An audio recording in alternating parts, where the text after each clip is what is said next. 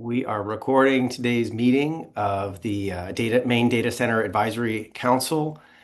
We welcome folks here. We've got counselors here on the screen with us, along with uh, staff and folks who are supporting our meeting today. We're just going to give it a sec to get everybody woven in. It takes Zoom just a moment to settle down here. So we'll give it 1 second. My name's David Plum, and together with my colleague Stacy Smith and our other colleague RT Hubby will be helping to run today's meeting, facilitate. So you'll see us intervene and facilitate as we go. I think the numbers are settling down. It looks like we got about 76 participants. Thanks. I really appreciate so many people joining us today. Let me turn it over to your co-chairs, and in particular, Commissioner of the Department of Energy Resources right here in Maine, Selena Cunningham, who's going to start us off today. Selena, over to you. Thanks, David. And thank you to the council members joining today, as well as the public. It's great this is our second meeting of the council. If you can go to the next slide, please. We'll go over a little bit about the agenda planned for the next couple of hours together. We'll start with a recap of some of the public input that we've received through 2 surveys that we've had open so far. Then we'll open it up for additional questions from the audience through a live Menti poll to get additional feedback.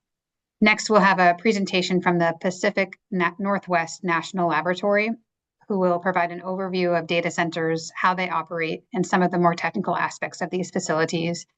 This will be followed by an opportunity for council members to ask our guest speakers clarifying questions. Next, we'll move on to the environmental impacts and regulations and portion of the meeting. And this will be led by Department of Environmental Protection Commissioner and co-chair Melanie Loisum, who will walk us through the relevant standards and regulations Maine has in place pertaining to data center development. And the commissioner's presentation will be followed by an opportunity for the public to ask clarifying questions and weigh in via a meeting poll and a discussion among the council members to identify any regulatory gaps and brainstorm policy approaches to address them. And finally, we'll wrap with a final meeting poll before diving into next steps and upcoming council meetings and where to find relevant information as well. Next slide, please. So as many of you know, in April, the Governor Mills signed an executive order establishing the Maine Data Center Advisory Council to evaluate the complex set of issues related to the development of large-scale data centers in Maine, with a focus on three areas: minimizing environmental impacts, protecting ratepayers, and maintaining a reliable grid, and enabling responsible economic development. And the guideposts of the council's work will be grounded in these directives set forth in the executive order, which would then about evaluating issues related to large data centers and the goal of minimizing and potential impacts. And so during the first meeting, we discussed the scope of the council and the overarching goals of the work and the plan for developing findings and recommendations by the deadline of January 2027. And so as we discussed, we're going to do a deep dive on each of these 3 topics over the course of 3 meetings. This is the first one focusing on environmental impacts. And then we'll have the next meeting scheduled that you'll see the agenda for as well. And so that's a high-level overview of what we've done. And then we can drop in the chat a link to where you can find materials for our last meeting if you weren't able to attend that as well. So with that, I'll turn it back to you, David. Thanks, Selena. Great. Okay. So that's what we're doing. And if you're just joining us, Selena's overview is helpful and the website is even more helpful. So if you weren't in our last meeting, definitely zoom over to that website and you can get some more background information about what we're doing here. Okay, I'm going to talk a little bit about not just having the conversation here with you all as the council, but how we have the conversation with a broader set of folks in the public.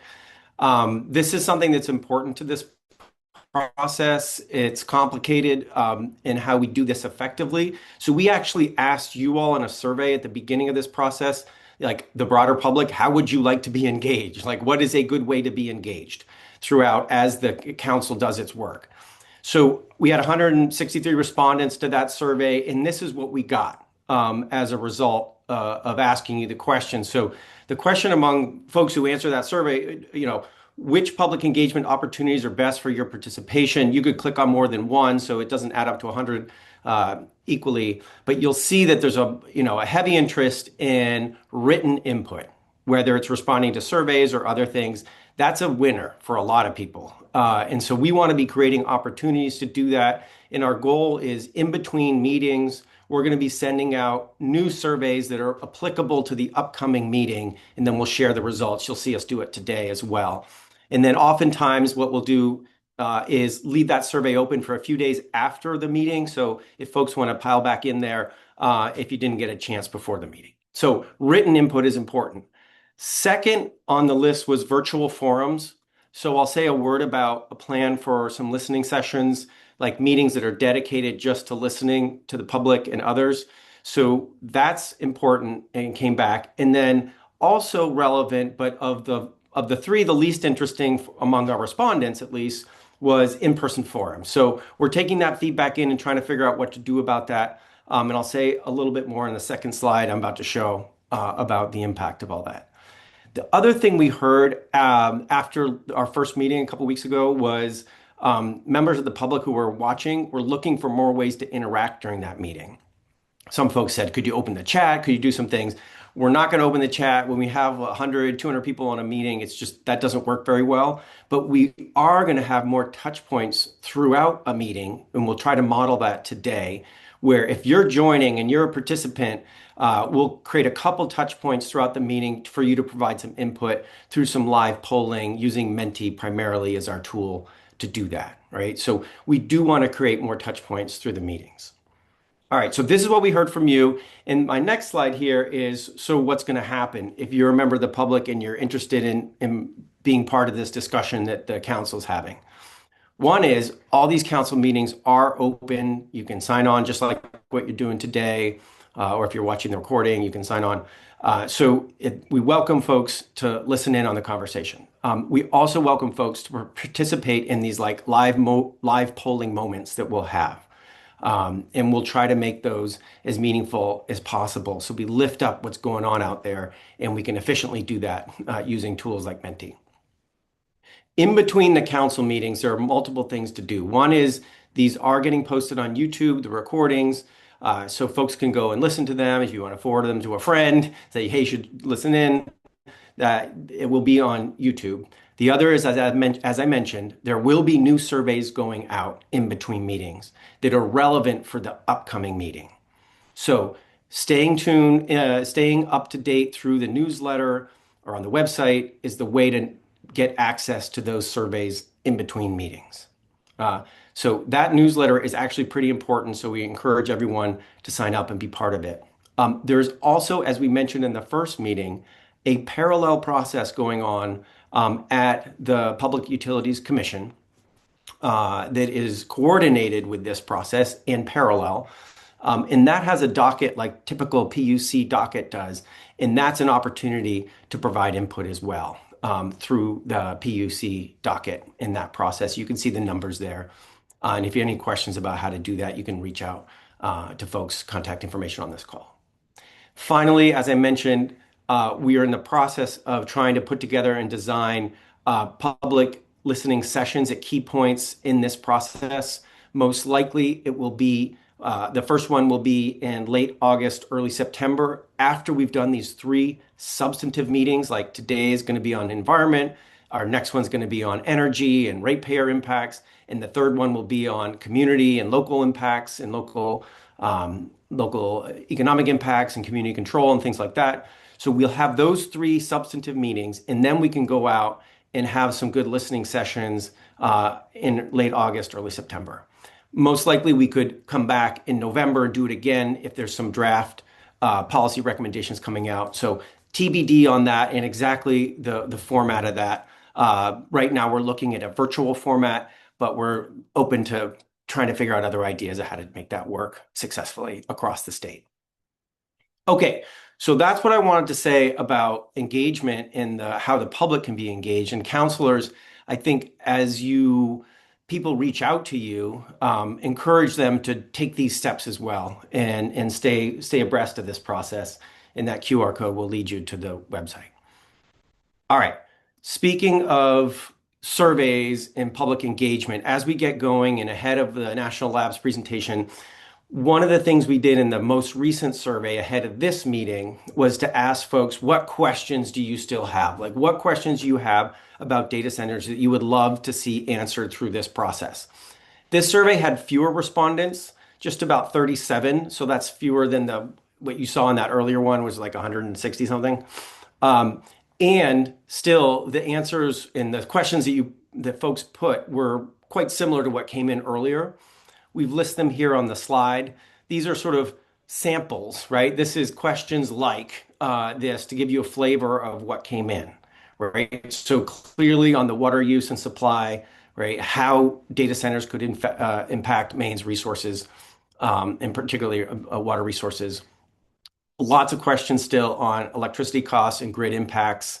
Like, what does it mean for ratepayers? What does it mean for the grid? What does it mean for energy costs in the state? The third, what we're going to be working on today as well, environmental and community health impacts, noise, lighting, wildlife, that kind of stuff, right? A number of questions coming in on those issues.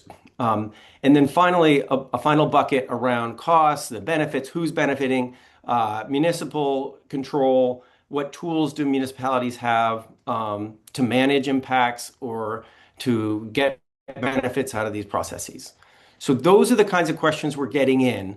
And so as we do today's meeting, we're going to try to touch on as many of these as we can that are applicable for today. Some of them are going to be applicable for future meetings. There's one other thing that we did in the survey that we're going to show later ahead of Melanie's presentation. But in the meantime, if Artie can drop in the chat, this is a chance for us to circle back on this issue of what questions.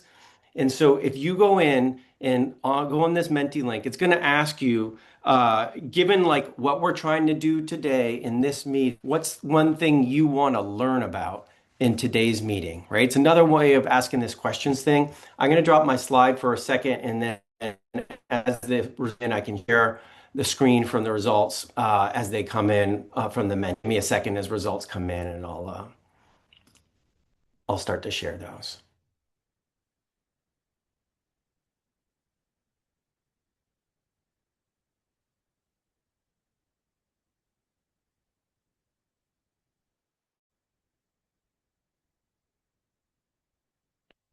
All right, I'm starting to see a few impacts, excuse me, a few things coming in. I'll share my screen just a sec.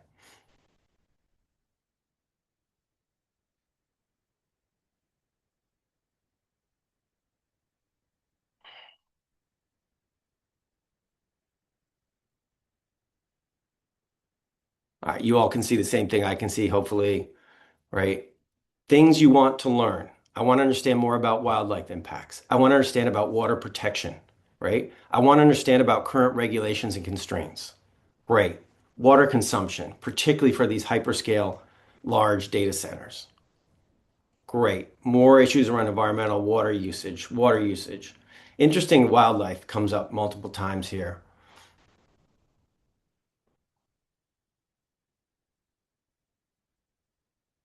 Right. Possible discharge limits on toxins. Right. Understand what's known, what and what can be regulated. I want to understand more about PFAS and how that comes into this story of data centers. Right. What are the concrete questions the commission is seeking to answer? Okay, great. Controls that communities have. Right. Does DEP currently have authority to impose closure and post-closure requirements? Right. When we talk about water, let's think about drought conditions. Great. Right. What do we know about developers and how they are using different systems, whether it's closed loop or other cooling systems? Right. Difference between data centers and other industrial sites. Different sizes of data centers. Okay. This is really helpful.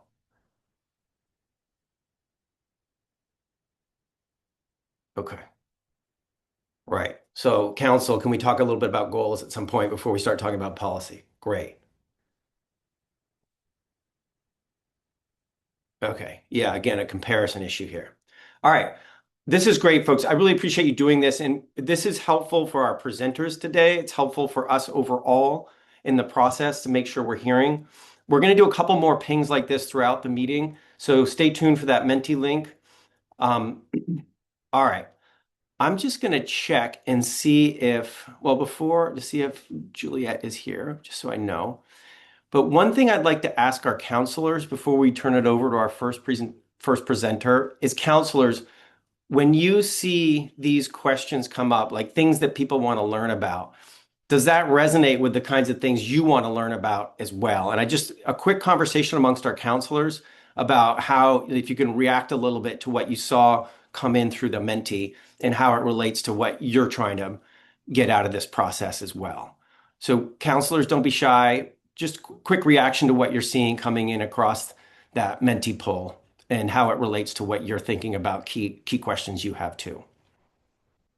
Any quick reaction, I mean, Philip? I'll just say it Hartley? definitely resonates with me. I'm approaching this obviously from the regulatory perspective in terms of ratepayer impacts. So I'm really interested to understand the broader context in terms of what the environmental considerations and so forth.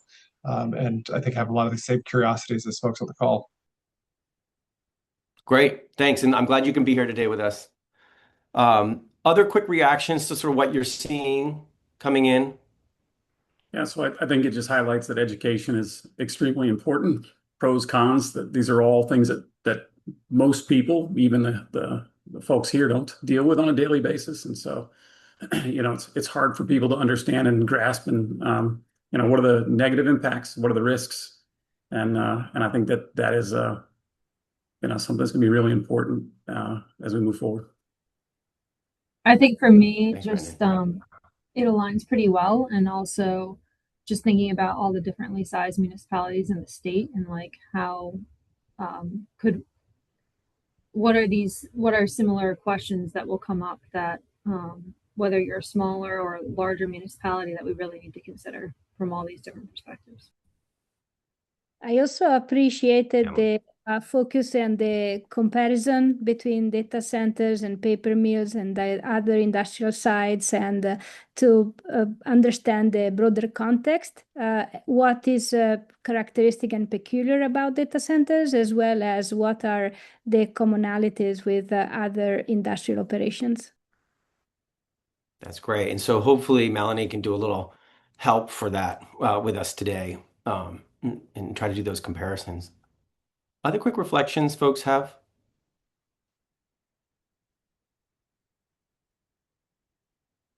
Okay. So before I turn it over to our first presenter, I want to just do a quick pause on who's here on the call today. Just note some new folks from last time and also note some folks who are in substituting as we did last time. Let me say quickly, Mo Terry, you're standing in for Department of Economic Local ECD. What is that? Sorry. Department of Community Economic and There we go. Community Development. Yeah. Yes, I'm here for Mike today. Great. Right. Wonderful. Thanks. And Molly and Bryant, I see you. I don't see you on camera right now, but I see you here as well. And I think you weren't here last meeting, if I remember correctly. So welcome. Thank you. Thanks for joining us. And we also have on the screen some staff folks from DEP and the Department of Energy Resources. So those folks will be helping us throughout the day. And Selena and Melanie, at some point we can introduce folks as we need to, or feel free to introduce folks now if you want to do that as you wish. Sure, I'll go ahead. Thanks to some of my staff from Department of Environmental Protection who are going to assist later with questions and answers.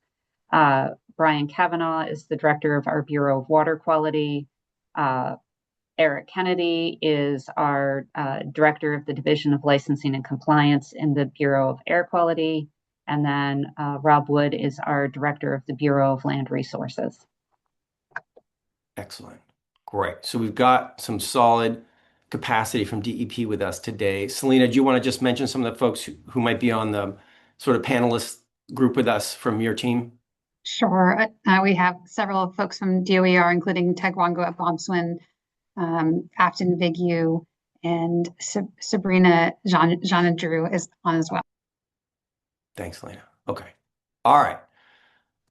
Super. Okay, so we have up next is the Pacific Northwest National Laboratory is helping out to provide some technical chops to this process. And we have Juliet Homer with us today.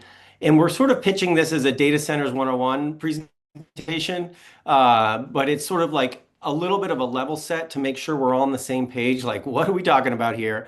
And Juliet can be helpful in answering questions as well that you all might have. And I don't know, Juliet, there may be some of your colleagues joining later as well, as I understand it. So I'm going to put my slides back up and I'll turn it over to you, Juliet, if you want to introduce yourself. And then just let me know. I can either give you controls to advance the slides or just advance the slides for you. Okay, sounds good. I'm happy for you to just advance the slides. Excellent. Give me 1 second. I'll be right there. Okay. And thank you for joining us today. We really appreciate it. Yeah, my pleasure.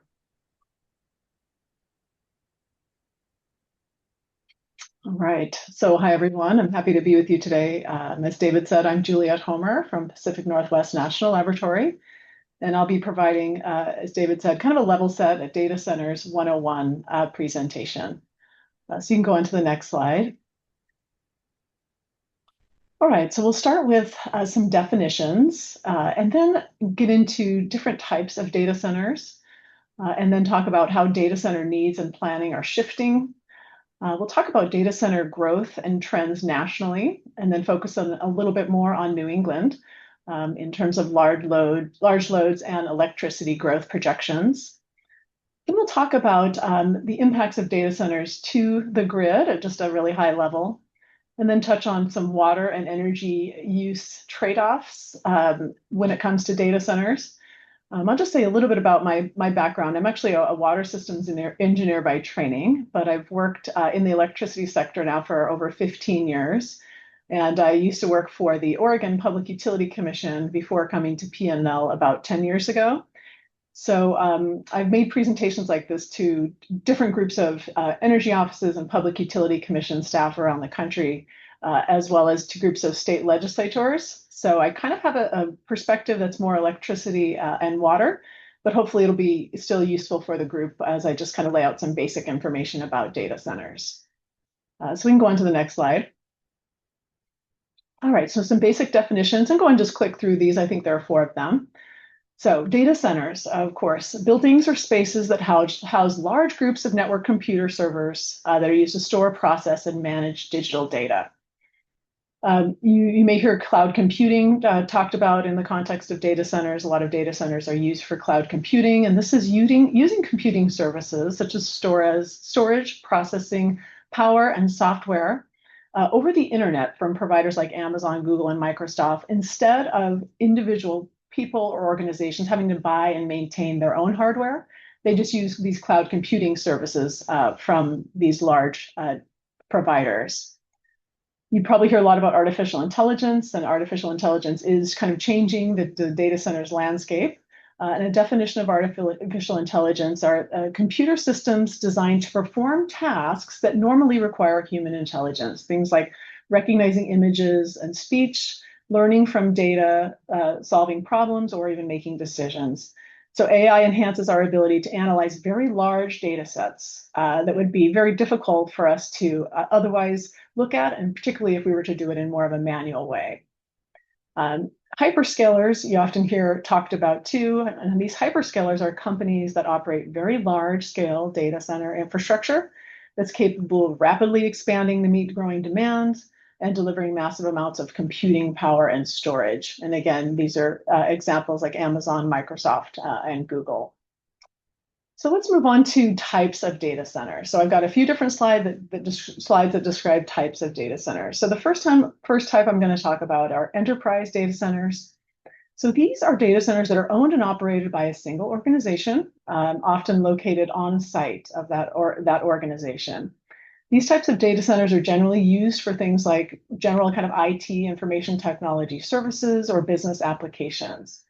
Now, with a lot of these data center types, the size can really vary. You can have very small, relatively small enterprise data centers, anywhere from 1,000 to 10,000 square feet. You can have mid-size, 10,000 to 50,000, or very large enterprise data centers, 50,000 to 100,000. In terms of electricity requirements for enterprise data centers, you'll see for smaller type facilities, anywhere from like 1 megawatt to 5 megawatt. And for scale, 1 megawatt is about the equivalent of 750 homes, and 5 megawatts is about 3,700 homes. For larger enterprise data centers, you could see 20 to 60 megawatts facilities, so the energy demand really can vary quite a bit. A second type of data centers are co-location data centers. And these are shared facilities where organizations co-locate or lease equipment. And again, there can be quite a range for these colo data centers, anywhere from 2,000 square feet to 20,000 square feet for regional sites, but then there can be significantly larger sites as well. All right, let's go on to the next slide. Now we're going to talk about hyperscale and edge data centers. So hyperscale cloud data centers are those really large facilities that serve millions of users with virtualized and on-demand compute. So for hyperscale data centers, the average size, the typical size is about 100,000 square feet, but it can go up to several 100,000 to millions of square feet for these larger campuses. So the power demand for these hyperscale data centers are typically at 100 plus megawatts per site, but large campuses can have multiple buildings and can be several hundred to even 1,000 or more megawatts. So then we have edge data center facilities, and these are typically smaller facilities located closer to the end users. These edge data centers are used where you need low latency or not a big gap in the time delay for the processing.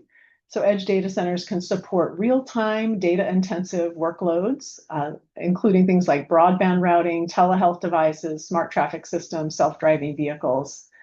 And again, the size can vary quite a bit because there can be large edge data centers, but they can be hundreds to a few thousand square feet or larger, and the power demand can be 100 kilowatts to 5 plus megawatts.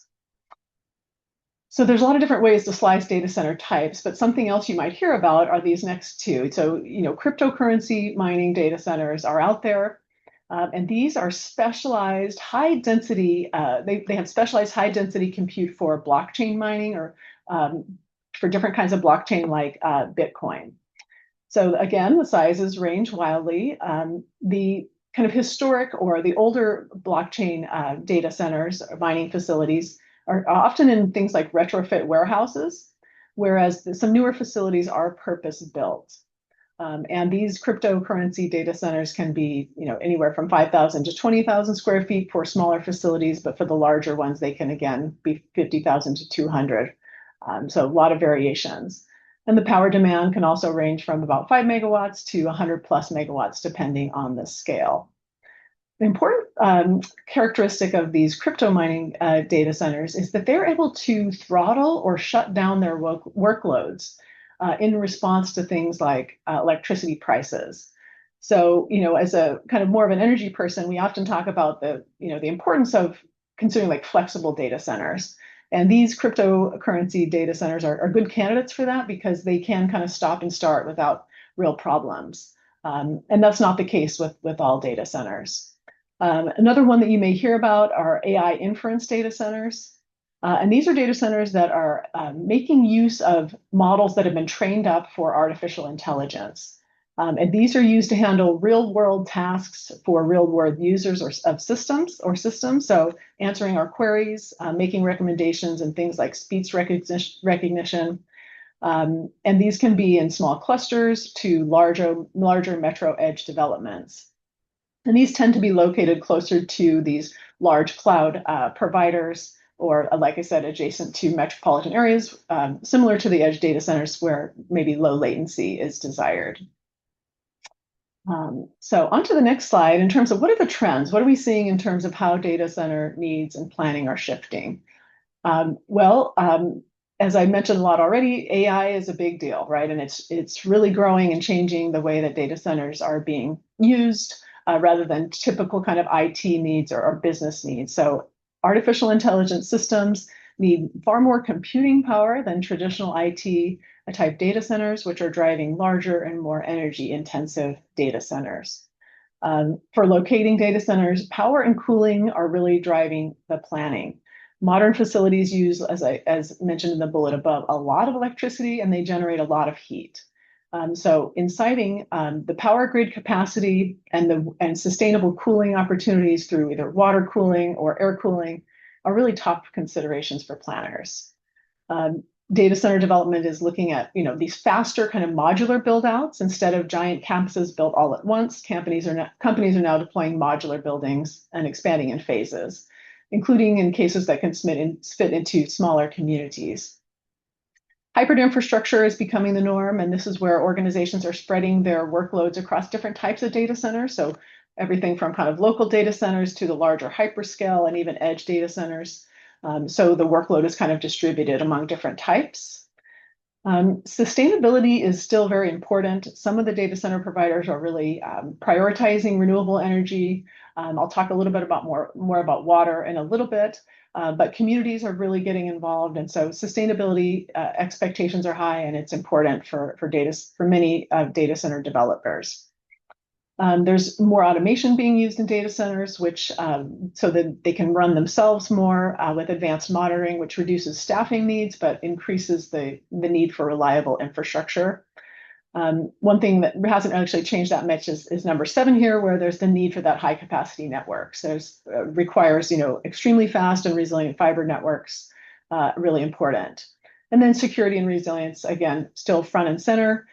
Because data centers are part of critical infrastructure, and so cybersecurity and physical resilience is very important. Right, so next slide. So I like this slide. It's just an interesting look at where we're seeing data centers across the country. Where are they located and how big are they? So you can see the blue dots are operating data centers, or the blue circles.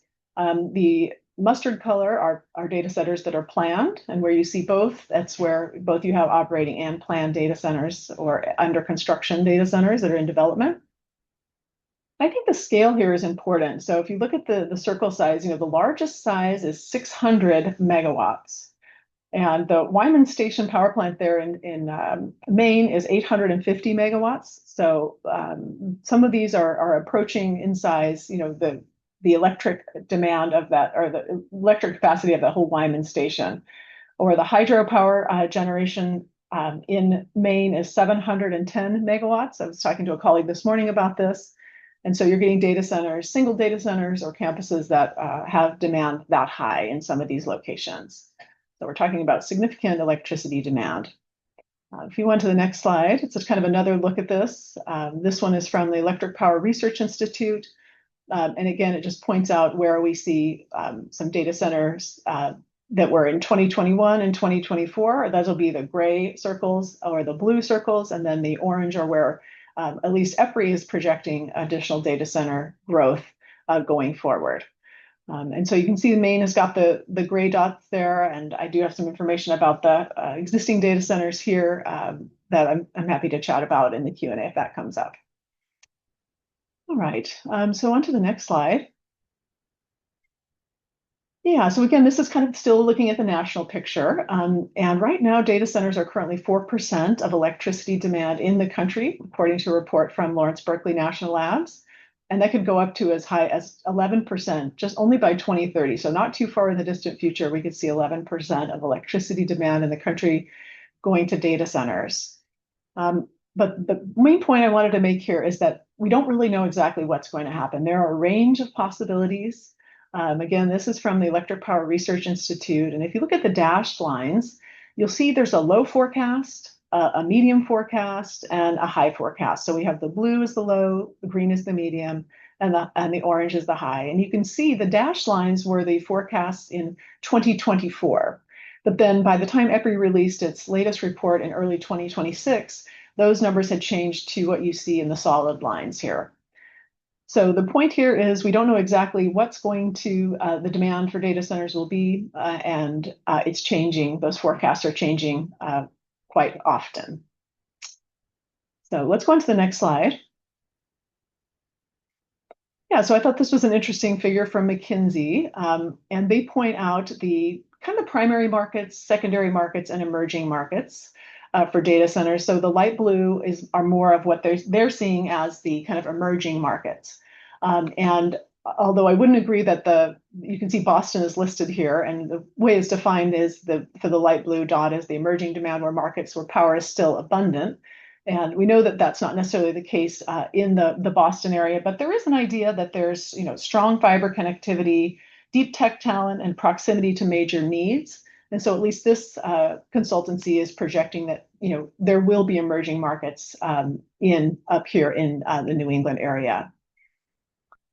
On to the next slide, where we talk a little bit more about the New England large load and electricity growth picture. And I know that they're not necessarily the same thing, but I think it's interesting to look at them together. So the New England Independent System Operator, ISO New England, is actively surveying transmission owners about potential large load growth. They recently came out with some new forecasts for large loads. And data centers are not a large driver of expected growth, electricity growth in the region, but they do identify a few data centers that they have on the horizon that they're including in the forecasts. But there are a lot of other things, obviously, that are driving the demand changes in New England. But they do kind of have new to their forecast this year is this large loads forecast, and they identify 2 large data centers and crypto projects in the New England service territory, totaling about 285 megawatts at future build out. And those projects are expected to affect the system starting in the winter of 2027 and 28. By 2030s, they're looking at about 110 megawatts added to the summer or winter peak, increasing to about 130 megawatts by 2040. Yeah, so not a lot of data center growth or load growth necessarily projected, at least from this new ISO New England forecast. Let's go on to the next slide. All right, so part of what we've done at the National Labs is look at the impacts of data centers on utility planning and operations. So I'll just touch on this briefly, because I know the focus of today is more on the environmental aspects. But data center interconnection requests are increasing in size in different places throughout the country. We've heard from utilities that say, we used to get a 50 megawatt interconnection request, and that was huge. And now we're seeing hundreds or multiple hundreds or even thousands of megawatt interconnection requests. And these can be really difficult for utilities to plan for. One reason that's the case is in some cases you have data centers that are making speculative interconnection requests in multiple locations at once. And so some utilities and planners are trying to really grapple with what's real versus what's speculative when it comes to these requests. Something interesting is that Texas, in their recent Senate Bill 6, had a requirement that utilities disclose redundant applications or applications that they made, similar applications that they made in other locations. As part when they request interconnection to the Texas grid. So planning is challenging with data centers, but there can also be some operational impacts that grid operators are actively working through with data centers. There can be issues of ramp rates, how quickly the electricity use is ramped up and down by the data centers. There can be impacts to local circuits, thermal or voltage issues. And then just like when we started to interconnect a lot of distributed energy resource, there can be fault ride-through issues. And an interesting example that I heard was in Virginia, which is Data Center Alley, and there's a lot of data centers there. There was an issue where there was a slight voltage dip, in one case from a tree branch hitting a power line. And so there was a slight dip in this voltage, and a lot of these data centers have their own backup generation. And so a number of data centers all at once saw this voltage dip and immediately went off of the PJM system, and which caused the grid operators, Dominion operators, to have to kind of adjust to handle this kind of unexpected drop of a very large amount of load. And so, I work with a lot of excellent power systems engineers, and in the industry, folks are like learning from these experiences, and now they're, requiring kind of different disclosures when the data centers interconnect, so that the utilities have a better sense of, under what conditions will they move to backup generation and that sort of thing. And then the last point here is that some utilities have or are considering programs that allow data centers to provide grid services. such as during high-risk grid hours. And so Texas Senate Bill 6 also has a requirement for the data centers to disclose if they have backup generation and how much backup generation they have, and then be willing to call on that backup generation in emergency grid conditions. So just some things to think about there. So let's transition now to the next slide and talk a little bit more about water and energy and data centers. So this is just at a very high level, but of course data centers use water to cool microchips in data centers. And there's a kind of a whole system that they use to do that. Of essentially, water can be used on a regular basis to cool the chips in data centers. There are dry cooling options where water is not used, but it's not that commonly used. And the dry cooling requires a lot more energy and is not as efficient as water-based cooling technologies. And so you can see from the figure here that the data centers are often getting water directly from municipal water treatment plants. We put on a workshop recently with water utilities, electric utilities, and a number of different folks, and they were kind of talking about, the focus was data centers. And some of the electric folks who were on our workshop were surprised to learn that a lot of data centers aren't getting permits from EPA to withdraw water from water bodies. They're actually getting the water from local municipal utilities. And then they're also not discharging directly back to the rivers and things. They're discharging back to wastewater treatment plants. So that's just kind of a difference from water, from data centers and maybe other types of uses that you may encounter. But the other point I want to make here is that there are trade-offs because these dry cooling options require more energy. And so something to think about. And our lab has done quite a bit of work looking at that, of like, what's the direct water demand of data centers, but what's the kind of embedded or indirect water demand through the energy that data centers use. Another point I want to make is sometimes it's very difficult to get information about the water use in data centers. And I'll have another slide on that in just a minute. But some of these hyperscalers have these water positive targets where they'll go into an area and use a certain amount of water, but then they have these targets to implement replenishment projects to balance out the water that they use. And this is through like irrigation modernization or conservation projects. So kind of a whole suite of these replenishment projects in an attempt to replenish the amount of water or even more water than they use. I know Google has a target of 120% replenishment. And, some folks question that and how do you really know? And is it effective? But it is interesting that some hyperscalers have these water positive targets. And then there's wastewater, water discharges to wastewater treatment plants. And this wastewater that's discharged to wastewater treatment plants can have, high amounts of salts from cooling tower blowdown. So it can have a lot of salts that come into the wastewater treatment plant.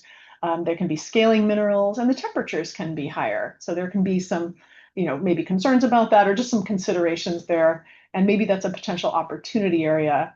I know in places like Europe and other places, they're required to site data centers next to facilities or types of industries that can use the waste heat that's generated from those facilities. All right, so if we go on to the next slide. This is an example from the Dalles, Oregon, which is very close to where I live here in the Pacific Northwest. So the Dalles is home to some Google data centers that started in 2006, and then they had some upgrades in 2015, and then again in 2023. So now currently there are 2 data centers that span 4 different buildings. And at one point, the Oregonian, the newspaper in the Portland area, put a data request into the Dalles to ask how much water the Google data centers in the Dalles were using. And initially, the Dalles refused to provide that information. And so the Oregonian actually had to sue the community and was then able to get the water use information. So you can get a sense here, and this is just, of course, one data point, but you can get a sense here of the water use for these Google data centers in the Dalles. And so in 2021, at the end of the chart here, you had 355 million gallons over the year. So I know that's different than you might think about water use as million gallons a day. But if you think about 350 million gallons over a year, 365 days a year, it's what they're looking at for these data centers is about 1 million gallon a day. And so I know that can be quite different than some other very large and intensive water use industries. We talked a little bit about that. So, but for this community in the Dalles, it does represent about 32% of the total city's water demand. And so this figure ends in 2021, but in 2024, the demand went up to 434 million gallons for the year. And again, this is for these 2 data centers spread over 4 buildings. And that demand can be a little bit higher in the summertime than that. Now, in terms of how much water is used in cooling data centers, that's a big kind of what if, or a big like it depends, I should say.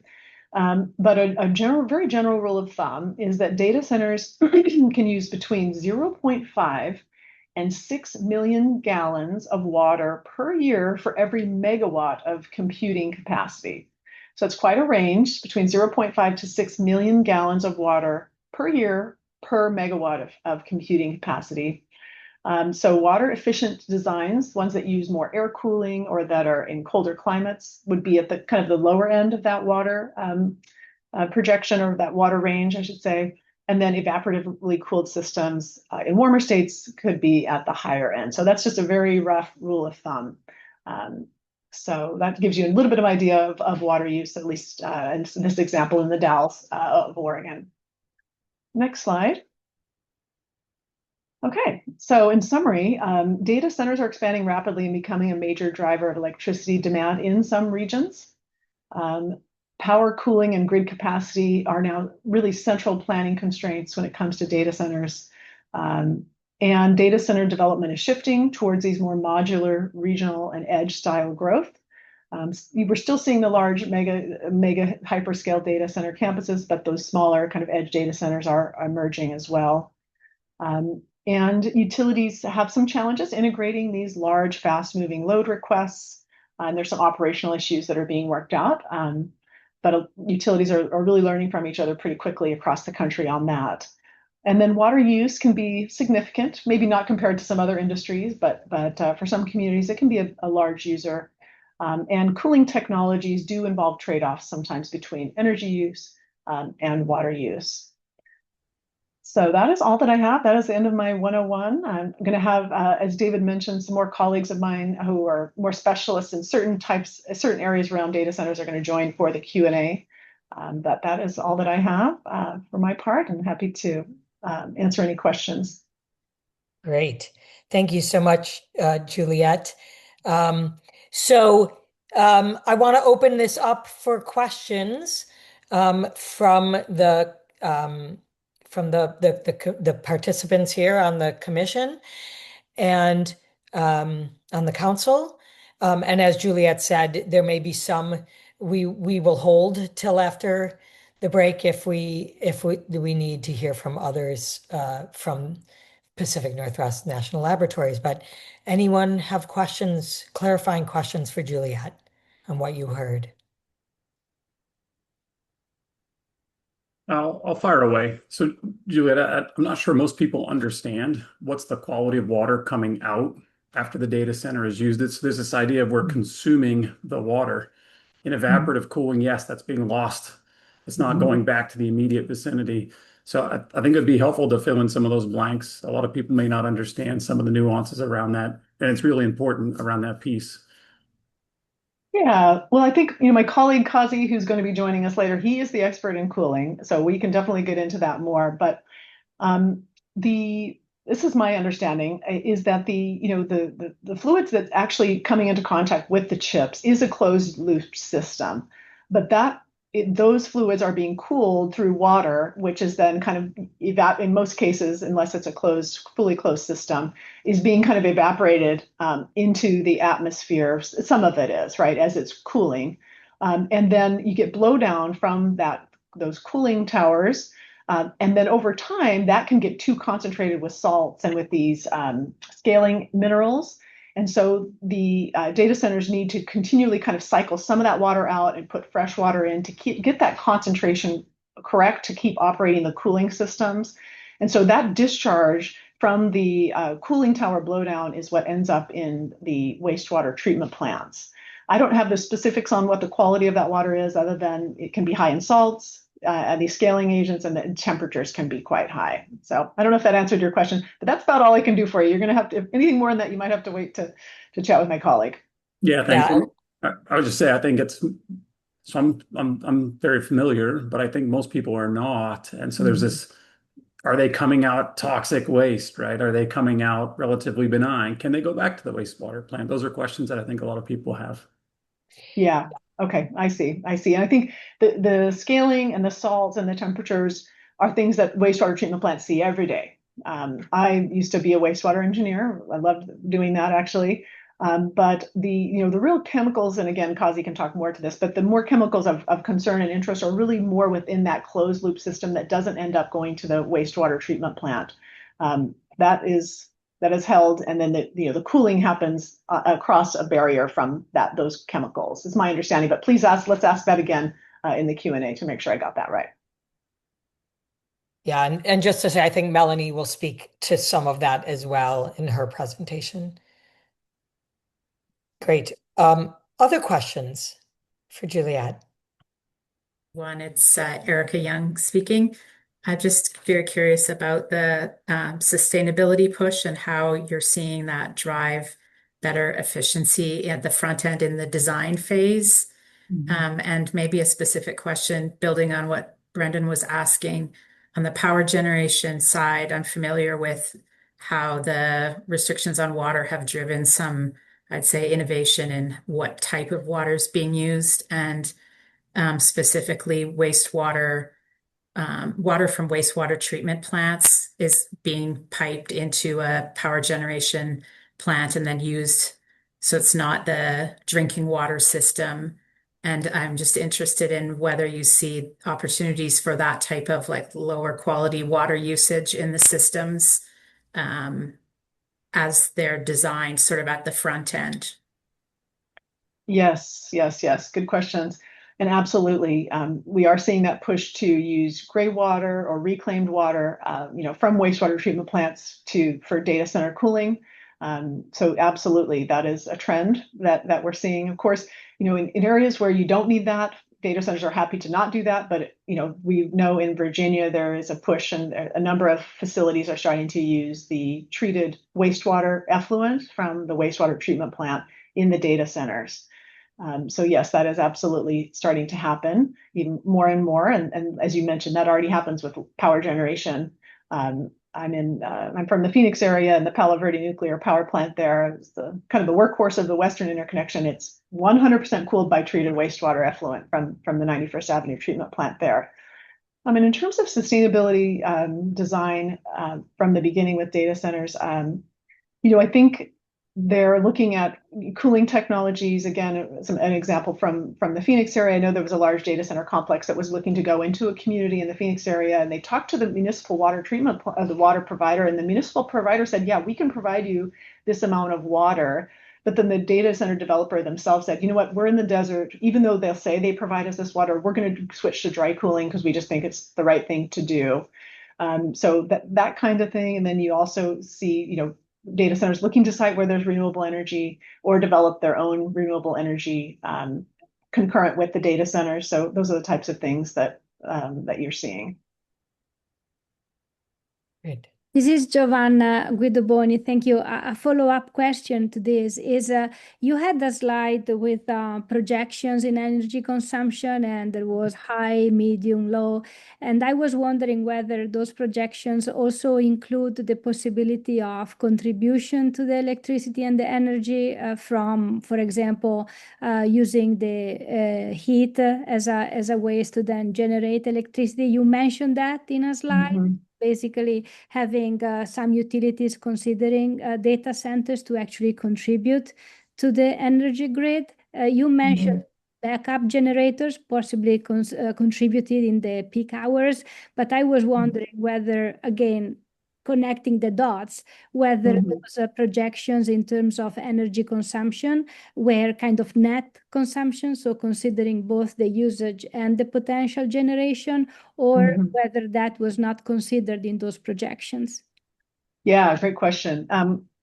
I believe, and I can verify this, but I believe those projections were just gross projections of demand, not net of generation that's being brought behind the meter.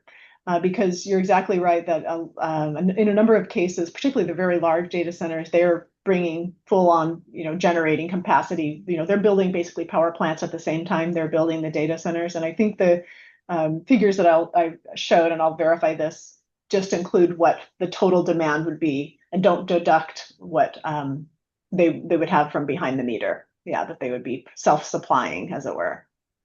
Thank Yeah. you. And a comment concerning the cooling. So we have been talking about water-based cooling and dry cooling. Let us also consider that there could be also combinations of the two. So like, and Yeah. the fact that actually the environment or the kind of local conditions, as you were mentioning, for example, in the desert versus another environment, could actually drive the R&D to optimize the cooling and the demands and the minimizing the environmental impact. Yeah, good point. Yeah, with the air cooling too. Yeah. Great. Any other questions for Juliet?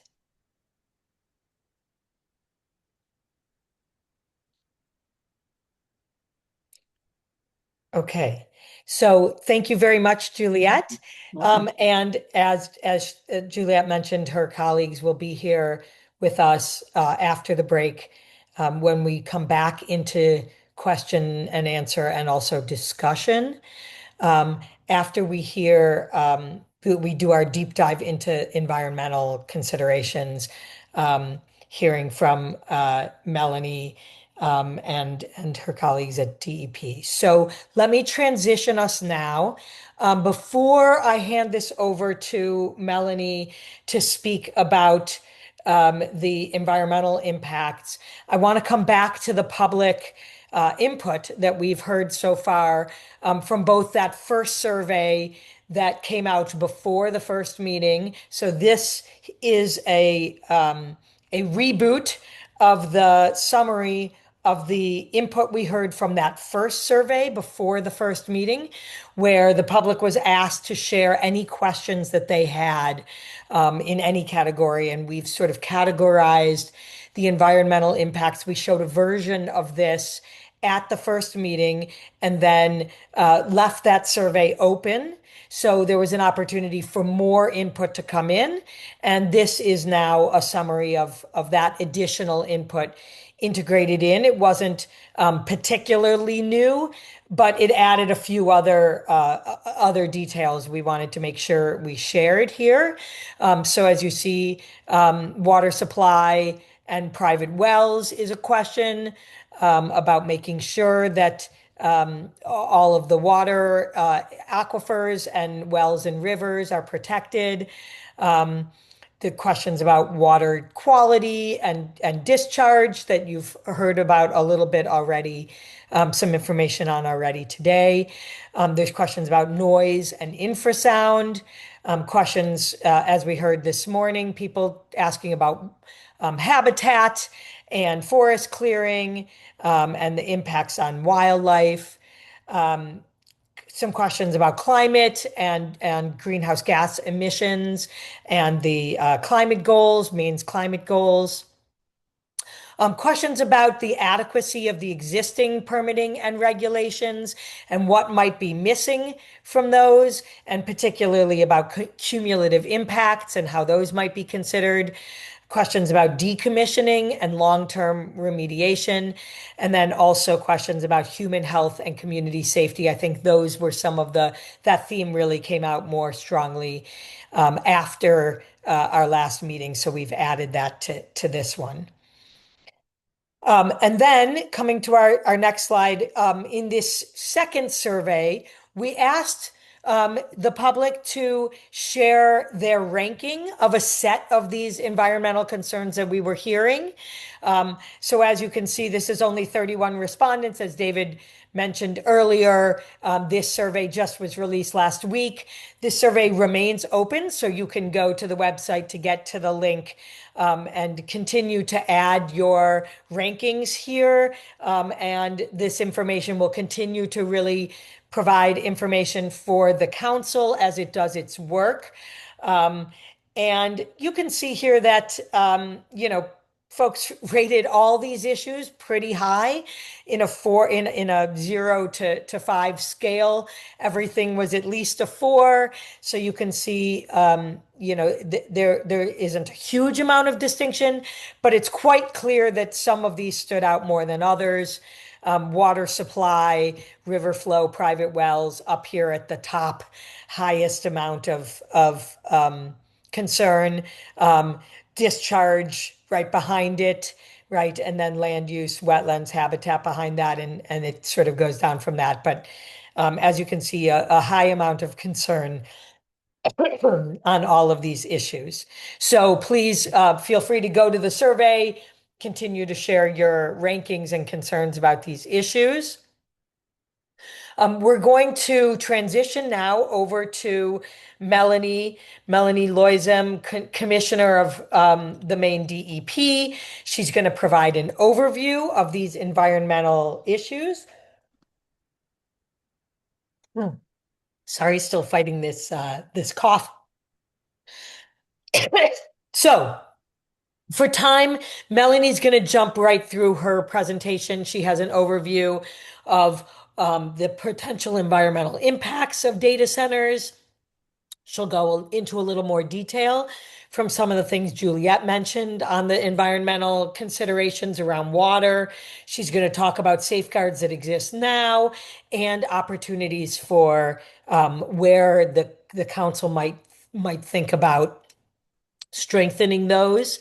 I'm going to ask council members to just please put your questions in the chat if you'd like as we go so you remember them. We're not going to have time to jump into those answers until after the break, but it'll help you not forget them. And we can also look through those at the break. And if you are going to put things in the chat, just a reminder to chat to everyone, not just to hosts and panelists.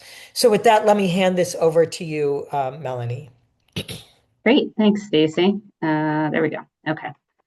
Good afternoon, everybody. Thanks for joining us today. I am going to give you a grossly oversimplified summary of the primary federal, state, and local environmental laws and rules that could apply to data centers in Maine.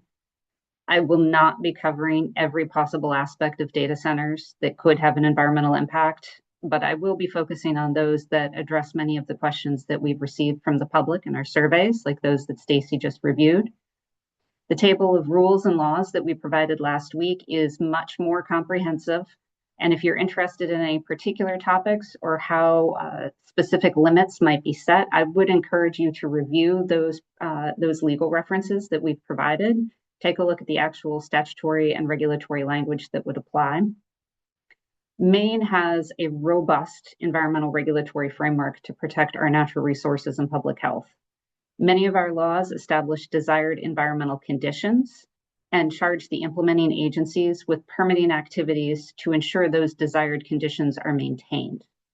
We do have some laws that are extremely broad and general, which enables us to address environmental impacts even from uncommon activities or new technologies. While our laws and rules can cover a lot through case-by-case analysis, that also creates a lot of uncertainty for developers and for citizens who are wondering what a particular developer may be allowed to do. Clear prescriptive standards can be more limiting, but they can also simplify permitting processes. We do have examples of having taken this approach with other types of activities like wind energy, and then more recently through adoption of a DEP rule that is specific to emergency generators. So as I go through the slides and we think about data center development, there are some things that are common to development in general. The same kind of impacts that we would see from construction of large office buildings, retail complexes, or high-density housing complexes. Site clearing, wetland filling, creation of impervious surfaces, parking lots, and building lighting, those all come along with all of those kinds of development and with data centers. There's some impacts from data centers that are similar to large-scale industrial facilities, like cooling water intakes, wastewater discharges, and backup generators. Data centers, particularly large-scale ones, also involve some impacts that are more specific to that facility type, like their cooling systems and noise and infrasound. So as I go through my presentation and discuss the potential environmental impacts from data centers, I'd like you to think about whether Maine could benefit from standards that are specific to these types of facilities or if the broad and general requirements that we have are adequate to meet our needs. Great. All right. So what you see here is a hypothetical timeline, just to give you a sense of the stages of development related to a data center from the conception of the idea, when somebody decides that they want to build a data center, to the time when it actually begins operation. Just to show that this isn't something that happens overnight, not something that happens within even a year. Just the permitting process itself, from the time that even once you get to the stage of being ready to submit a permit application, when you're going through local, state, and federal permitting processes, it can take years to get all of the necessary permit approvals that you have to have in hand before you can even put a shovel in the ground. There are site studies that have to be done. There's a lot of work that goes into the stages of development before a data center even operates. And what I'll note for you, you're going to see these little orange icons through the rest of my presentation. I've tried to flag the parts of the process and the laws and the rules that we have where there's the opportunity for public input. So essentially, almost any one of the state, local, and federal permitting processes include the opportunity for the public to comment on those permit applications and then to potentially appeal licensing decisions. Before a data center developer ever approaches a regulatory agency, they're doing a lot of work behind the scenes. They're trying to figure out where they want to locate that facility. And so some of the factors that they're going to take into consideration are access to the resources that they're going to need. That's whether or not a parcel is going to be large enough. Are they going to be able to obtain or generate the energy that they need? Is there going to be an adequate water supply, adequate workforce? A really important consideration is if there's existing infrastructure and utility services. So for example, if you were to build on a greenfield versus a brownfield, on a greenfield development, you're potentially creating far more impacts than you are on a brownfield. On a brownfield, you've already got a site that's largely cleared. You're going to have impervious surface. Most of the habitat impacts occurred long ago when the site was originally developed. And in many cases, particularly like here in Maine, when we look at our closed mill facilities, you've got the infrastructure already in place for electrical generation. And so developers are looking at things like what sort of restrictions are going to apply to their development on a parcel to decide whether or not that's the location that's right for them. And one of the things that we hear really does make a difference is if there's going to be support or opposition from the community. So then when they think that they've got a few sites picked out that might be a good fit, there are some things that they're going to need to do to prepare a permit application for either the local, the state, or the federal environmental permits. They're going to need to identify where all of the streams, wetlands, and vernal pools are on a site because there are restrictions associated with having any impact to those resources. They'll also potentially reach out to Department of Inland Fish and Wildlife to look for mapped significant wildlife habitat areas. They may need to do hydrologic studies to get clearer information about the potential water supply. Given that these facilities have the potential to create noise impacts, they should also be doing studies on the existing noise level at the site, because if later on noise measurements from the facility are required, we'll need to be able to compare that to background levels. And then finally, if they are looking at reusing a previously developed site, they'll also want to do a phase 1 and phase 2 environmental site assessment to determine whether or not there's any potential contamination. If there is, they can then work with our remediation program to identify if there's any remediation required and to protect themselves from liability associated with that contamination that was caused by a previous user of the property. So generally speaking, for all environmental permitting processes, these are processes that are not necessarily set up to happen in sequence. So a developer could be applying for multiple permits with multiple agencies all at once, or in some cases, some may come before others. It could depend on the types of permits that they're looking at getting.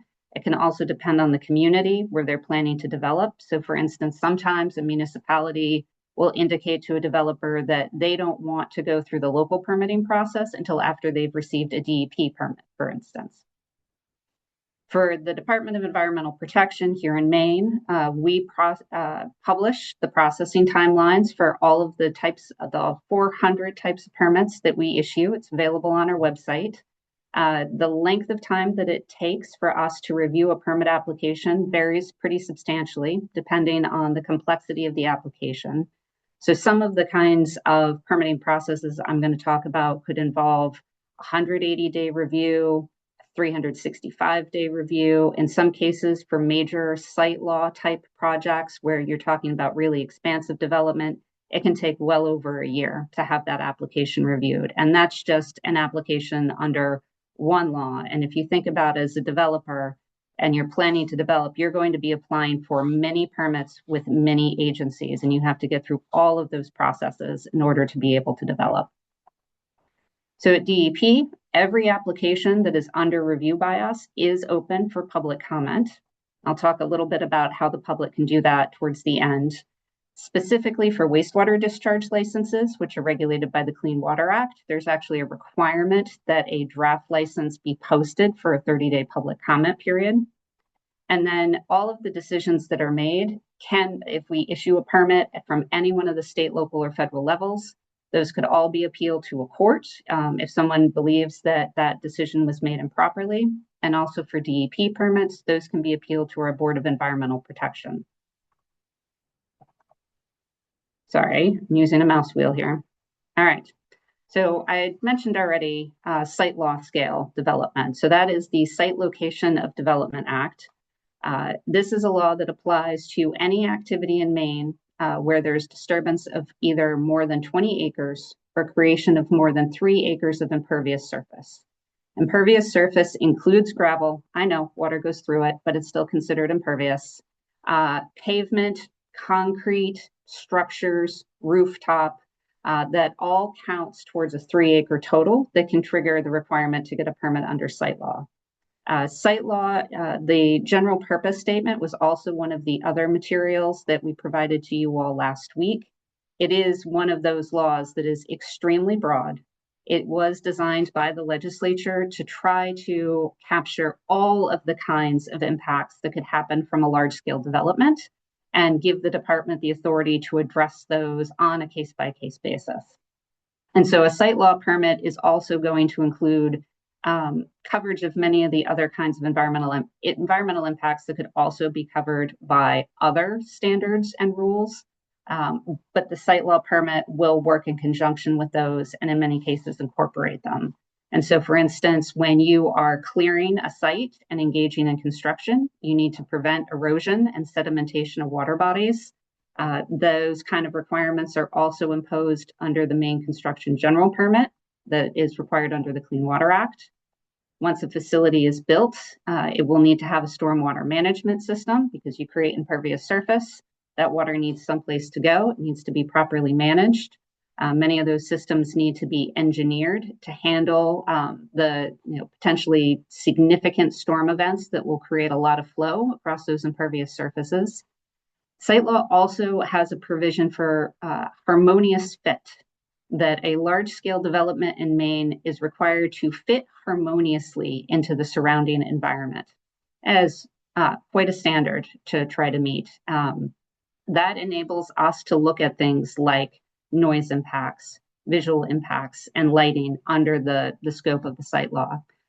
Site law also includes consideration of unusual natural areas, historic sites, wildlife and fisheries, which would include habitat fragmentation. And so when we review a permit application under SLOTA, we consult at DEP with many other state agencies like the Historic Preservation Commission, Fish and Wildlife Department, Department of Marine Resources potentially, to help us with identifying where these resources are located and whether or not, based on the information we have about the project, if it would potentially have an unreasonable impact on those protected resources.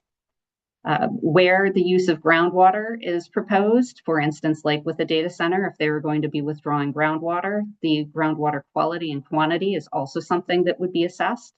as well as a variety of other standards. And so this is the broadest, most comprehensive and overarching law that we have that pertains to all aspects of the development. Then under the Natural Resources Protection Act, or NERPA, this is specifically focused on protected natural resources. So even if a development isn't large enough to trigger the site law, if it involves any of these activities that are listed here, like filling, construction, repair, alteration of any permanent structure, where it's going to be in, on, or over or adjacent to a protected natural resource, a permit under NERPA would be required. We also work with the U.S. Army Corps of Engineers, where the protected natural resource involves wetlands. And so there are requirements that if there's going to be an adverse impact to wetlands, if there's a potential loss of the value and function as a result of filling a wetland, that the developer first is required to avoid the wetland to the greatest extent practicable. Then they have to minimize their impact. And it is only after they've done those two things, whatever amount of wetland impact is left that cannot be avoided or minimized and still achieve the project purpose, then that wetland may be approved to be filled, but then there is a $1 per acre fee that has to be paid that is then used to protect the equivalent amount of acreage with the same wetland values and functions in a location that's in the same ecoregion as the development. And so wetland filling can be allowed, but it's only after these measures have been taken to avoid and minimize those impacts, and then to ensure that there's no net loss of wetland functions in that general area. Lastly, shoreland zoning restrictions would still be imposed by municipalities if the development was proposed within 250 feet of any one of Maine's surface waters, except for streams. In the case of streams, there is a 75-foot impact area that would be regulated by the local municipality. So this is a list of the protected natural resources that would be covered under the Natural Resources Protection Act. I won't read through the whole thing, but you can see there's quite a lot on here. It also, as you'll see, includes community public water system areas. So water withdrawals obviously are extremely relevant as it pertains to community water supplies. Most of Maine's public water supplies are derived from groundwater, not surface water. Obviously, ponds, rivers, streams, and brooks are really important natural resources to us here in Maine, as well as our significant wildlife habitat, which we work closely with IF&W to identify. So then water usage. As Juliet mentioned earlier, and as we heard from Stacy in the summary of the survey questions, water consumption by data centers is a really significant concern. What you can see here is just an example of representative water usage from existing facilities that we have here in the state of Maine. So what you're looking at is the amount of millions of gallons per day that they are permitted to discharge. So these facilities take in water. So in order to discharge that water, they have to get it from somewhere, right? And in many cases, like a paper mill, you're going to lose a certain amount of water. You make paper, you run it through a dryer, you're losing some of that water. So this amount that they're licensed to discharge is going to be equal to or less than the amount that they're taking in. And so if you recall what Juliet said about the example data center from Google that she was talking about, they were using 1 million gallons per day. And so just to put that data center consumption amount into context with the kind of water usage that we have from some of Maine's industrial facilities, you can see that 1 million gallons per day is quite a bit different than what we've seen for operations from places like our paper mills. So as Juliet mentioned, and I'll just preface this, I'm not an expert on this, so I'm going to give a pretty high-level overview of the ways that water could be used within a data center. Air cooling with chilled water is one of the ways where evaporation is used to dispel the heat, where we would see the highest potential water consumption from these facilities. So with air cooling with chilled water, as Juliet mentioned, the water itself that's taken into the facility is not going to come in contact with these electronic components. Water conducts electricity. It can be corrosive. these electronic components are very expensive. You're not going to soak electronic components in Maine River water.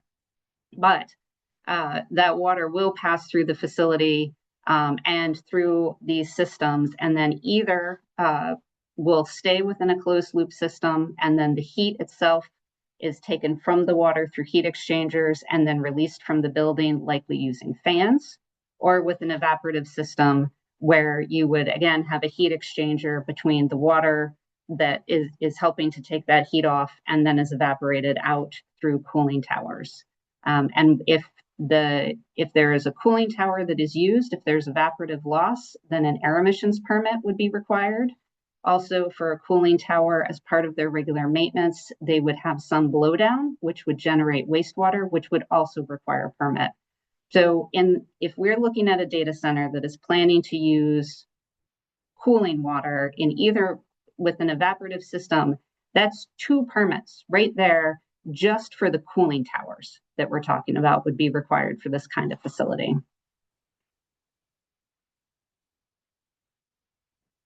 Then with the direct to chip cooling, this is where it's either water or a water glycol mixture that is coming in, is run through these tiny little pipes and comes into contact with these heat exchangers that's on the chip. And so this fluid, again, is going to be contained sort of within that internal system. It never comes in contact with the actual server equipment itself. It's just coming in contact with that heat plate. And then again, the heat from that could be dispersed either through the air from fans or by the cooling water system and evaporative loss. And I think some of the folks from the national labs that Juliet mentioned will be able to provide a little bit more detail in the Q&A. But there are hybrid systems potentially at these data centers. So every data center is likely to have some of its own unique characteristics in terms of its setup of a combination of closed loop system, evaporative loss, potential combination with fans. And I think that's going to depend on the ambient temperatures and some of their energy consumption needs. So we will see quite a bit of variation in the design of these facilities. Lastly, immersion cooling, I understand to be a relatively new technology. This is where the entire server is soaked in a fluid. It's a dielectric fluid, often mineral oil. There are some of these fluids that contain PFAS or fluorinated compounds. I know that that's been a concern, that there would be potential use of a new PFAS-containing product in the state of Maine if this type of immersion cooling system would be used. Maine does have a PFAS in products law, and it would prohibit the use of a cooling fluid that contained PFAS beginning in 2032. So if that was the only option for the cooling fluid, that would not be an option for facilities in Maine beginning in 2032. Whether or not it contains PFAS, the fluids are going to be oil-based in some way. They are, because they're coming into contact with all of these electronic components, are going to potentially pick up some metals from the system, solvents, and other kinds of chemicals. And so those fluids would need to be characterized before any waste fluid could be disposed. And there is the potential that that waste fluid would need to be managed as a hazardous waste. And then again, in the same way as with the air cooling and the direct to chip cooling, that heat that is transferred away from that oil could either be transferred away using water or air.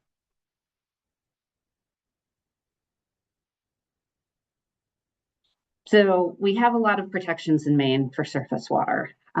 Every surface water body in Maine is assigned a classification, and that classification determines the designated uses of that water that must be protected and the water quality criteria that must be met.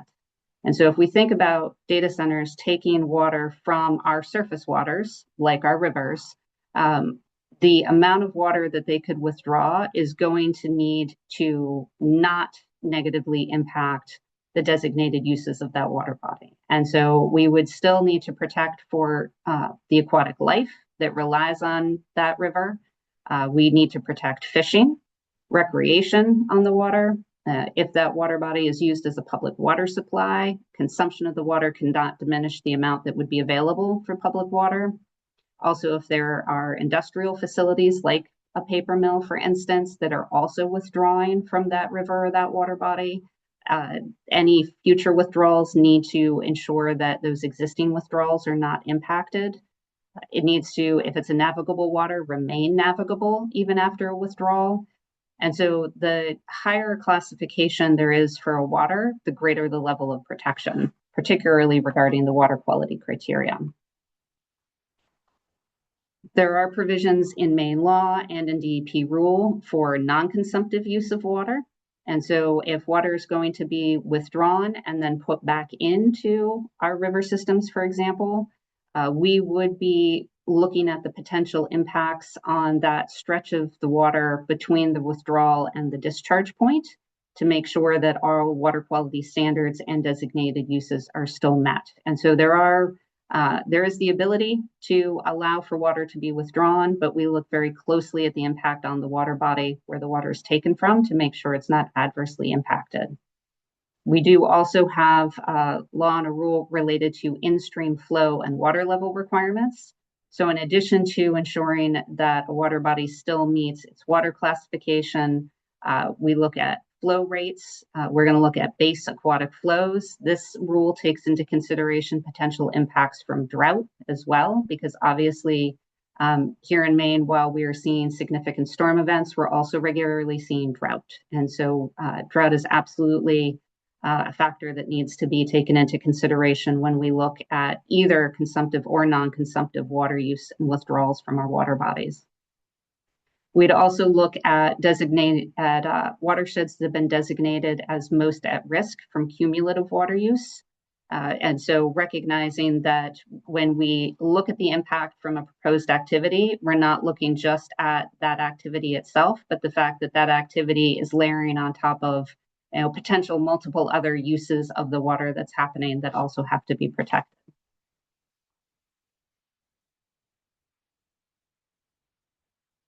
We then also have additional rules that pertain to water withdrawal. So just in case you thought that was all, there's more. There's also a federal rule for specifically for cooling water intake and a DEP rule. They essentially have the same requirements. We have been delegated authority by EPA to implement this. And it requires that the location, design, construction, and capacity of cooling water intake structures reflect the best technology available for minimizing adverse environmental impact. And the focus of the standards around the cooling water intake is specific both to water quantity and to protecting aquatic organisms. Because obviously, if you're pulling in water from a natural water body, there are critters that live there that you do not want to suck up into the system. Also under the Natural Resources Protection Act, we would look also at impacts to aquatic life, and we would look at whether or not any of the intake structures themselves would result in any impacts to protected natural resources, like coastal wetlands, for example. And then lastly, for any surface water withdrawal, there would be monitoring and reporting that would be required. And so it's not a matter just of obtaining a permit, but also having conditions set in those permits so that we can be sure that things are being done in the way that was intended and licensed, and that no unexpected adverse impacts are occurring. For groundwater withdrawals, these are regulated under the Natural Resources Protection Act. We have provisions for significant groundwater wells. Whether or not something is significant and subject to this part of statute depends on the amount of water that would be withdrawn and how close it is to a variety of resources that we would want to protect, such as a wetland, our ponds, vernal pool habitats, any water supply well that's not owned by the applicant. So we understand that taking groundwater potentially for consumptive or non-consumptive use can impact any one of these resources. And the review of this groundwater withdrawal would also, as I mentioned earlier, be included under a site law review as well.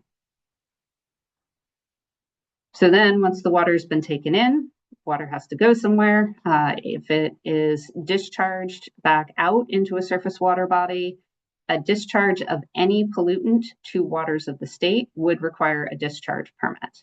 And a pollutant includes effluent, chemicals, anything with oil, and heat. And so releasing heated water into a surface water body does require a discharge permit. And just to give you an example of how broad discharge permitting requirements can be, I'll tell you a story. So many of you might be familiar in the summer within the state of Maine, we like to do rubber ducky races in our rivers. And so people will release a whole lot of ducks from a bridge. If you do not collect every one of those ducks, you have now committed an unpermitted discharge. So we do allow people to release the ducks, but the requirement is every one of the ducks must be collected, because otherwise that duck that is left in the water is a pollutant, and that would constitute a discharge that requires a license. So there are no de minimis thresholds for what requires a wastewater discharge license. Now, if you're going to discharge into a wastewater treatment plant rather than directly into a surface water body, you may have to obtain a pre-treatment agreement from that receiving wastewater treatment plant. The treatment plant itself needs to assess whether or not it can take the pollutants and the pollutant load that it would be receiving in that wastewater, and if it can handle the quantity that it would receive. And so DEP is not involved in those agreements, but we do license that downstream receiving wastewater treatment plant, and they have their own obligations to us to comply with their licenses. So they're not going to take something from upstream that's going to make it problematic for them to be in compliance.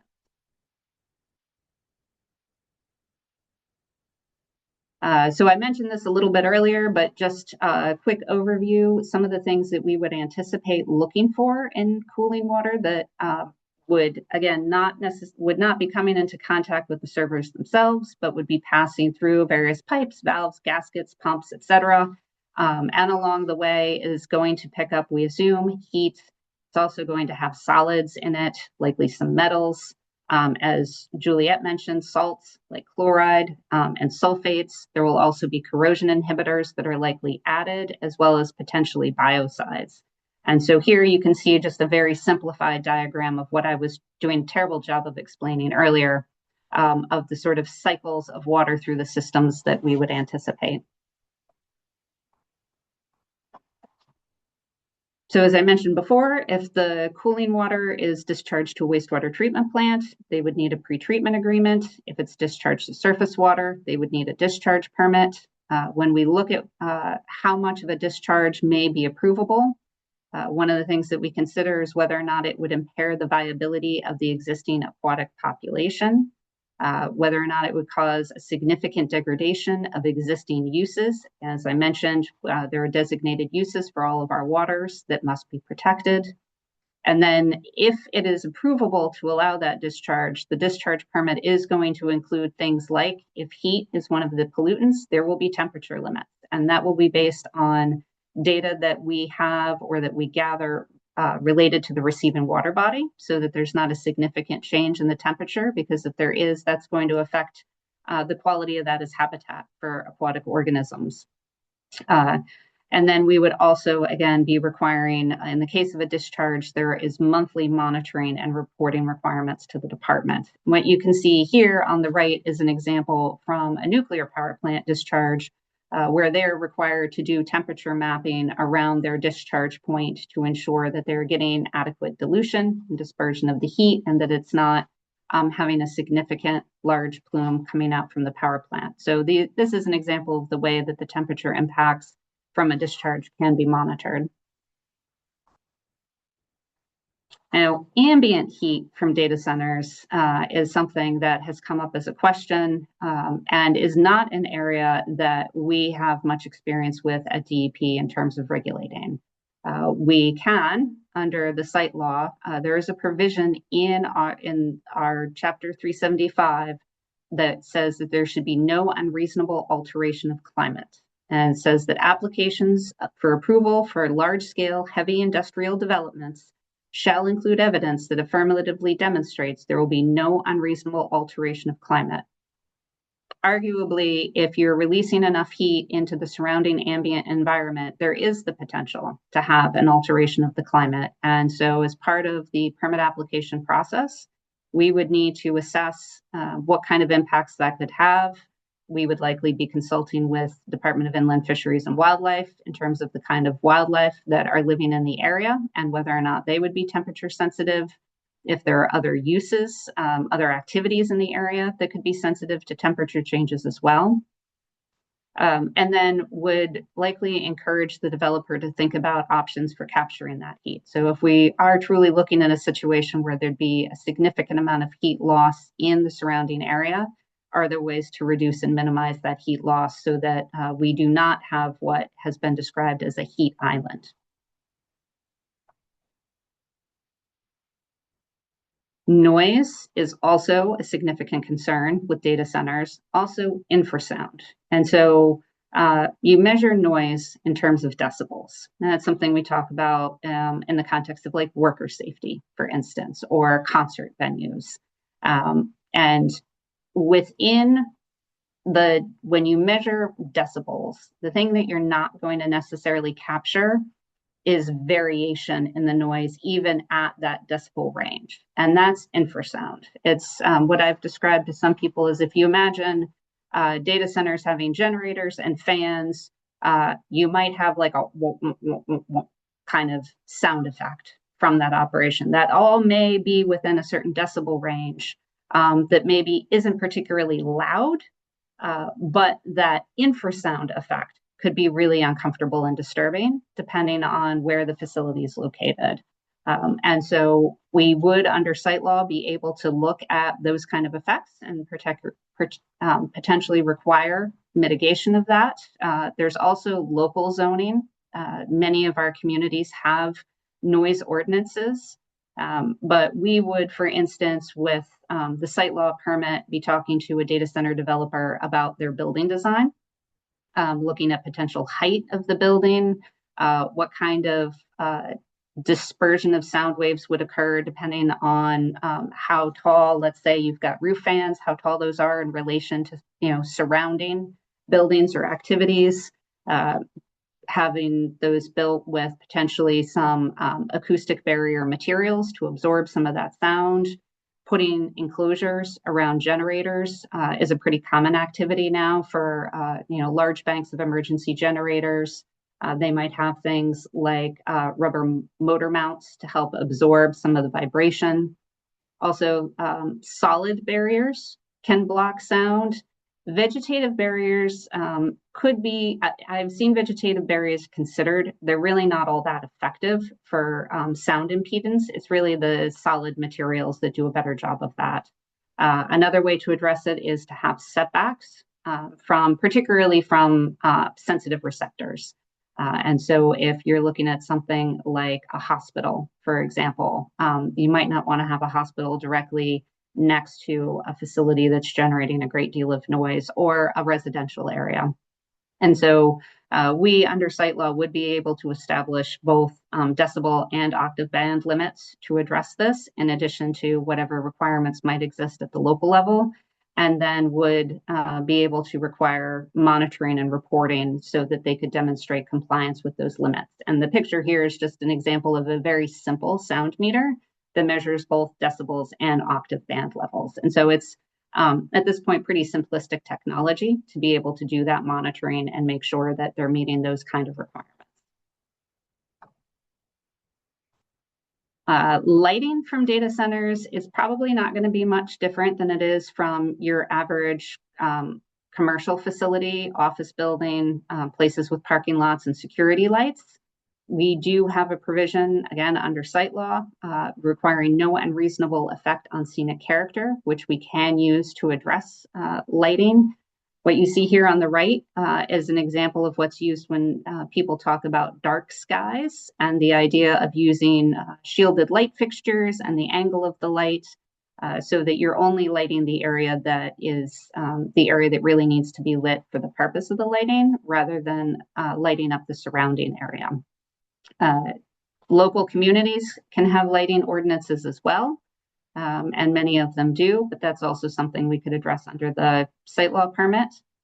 Other mitigation measures could include vegetative buffers. Those are really good for mitigating light impacts to the surrounding area, and shielded lighting fixtures and then limiting the area that is lit just to the area that actually needs to receive the light.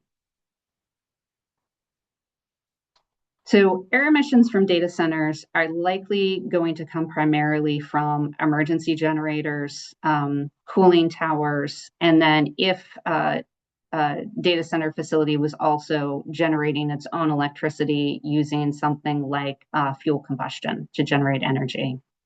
And so under the Clean Air Act and under DEP's rules, a permit is required for any type of fuel combustion, fuel burning equipment. And the threshold for that is based on the heat input of the equipment. And then we would look at any potential criteria and hazardous air pollutant emissions from that equipment and use that to set their permit levels. There are also separate emission control requirements for specific kinds of equipment. So in addition to the generic permitting requirements, there are requirements specific to reciprocating internal combustion engines. And we would be looking at setting emission control requirements based on requiring that they meet ambient air quality standards for the surrounding area. So the amount that a facility could be allowed to emit is based on looking at existing air quality in the area based on monitoring data. And so that takes into account all existing emission sources already there. And then we compare the existing air quality to the ambient air quality standards. And then we look at what it would be predicted to be emitted from the proposed facility. And then we use dispersion modeling to model out how the emissions from that facility would be dispersed in the area, added on to the existing emissions, and then compared to the ambient air quality standards. And so if it would exceed the ambient air quality standards, then that emission can't be permitted unless it can be controlled in a way that would reduce it so that there's no potential violation of those air quality standards. So the way that we do air quality permitting does essentially take into effect the cumulative effect of other existing activities in the area and existing emissions. And then similar to how we would measure wastewater discharges, there is stack testing that would be done at facilities that have an air emissions license, or they may also be required to have continuous emission monitoring systems. And then they have to annually report their emissions to us, including their emissions of greenhouse gases. As I mentioned earlier, we do have a rule specific to emergency generators, and it does have limits on how many hours of operation a year a generator can run for non-emergency purposes. So a generator, emergency generator is intended to serve that purpose, not to be the primary energy source, and they would have to obtain an air emission license. And under our rule, as a baseline requirement, it has to be a Tier 4 generator. Several years ago, we had a lot of facilities looking at building in Maine. They were planning to bring in emergency generators. We were doing a case-by-case analysis of potential impacts from those generators and ultimately kept coming to the same conclusion that a Tier 4 generator was really just the best approach.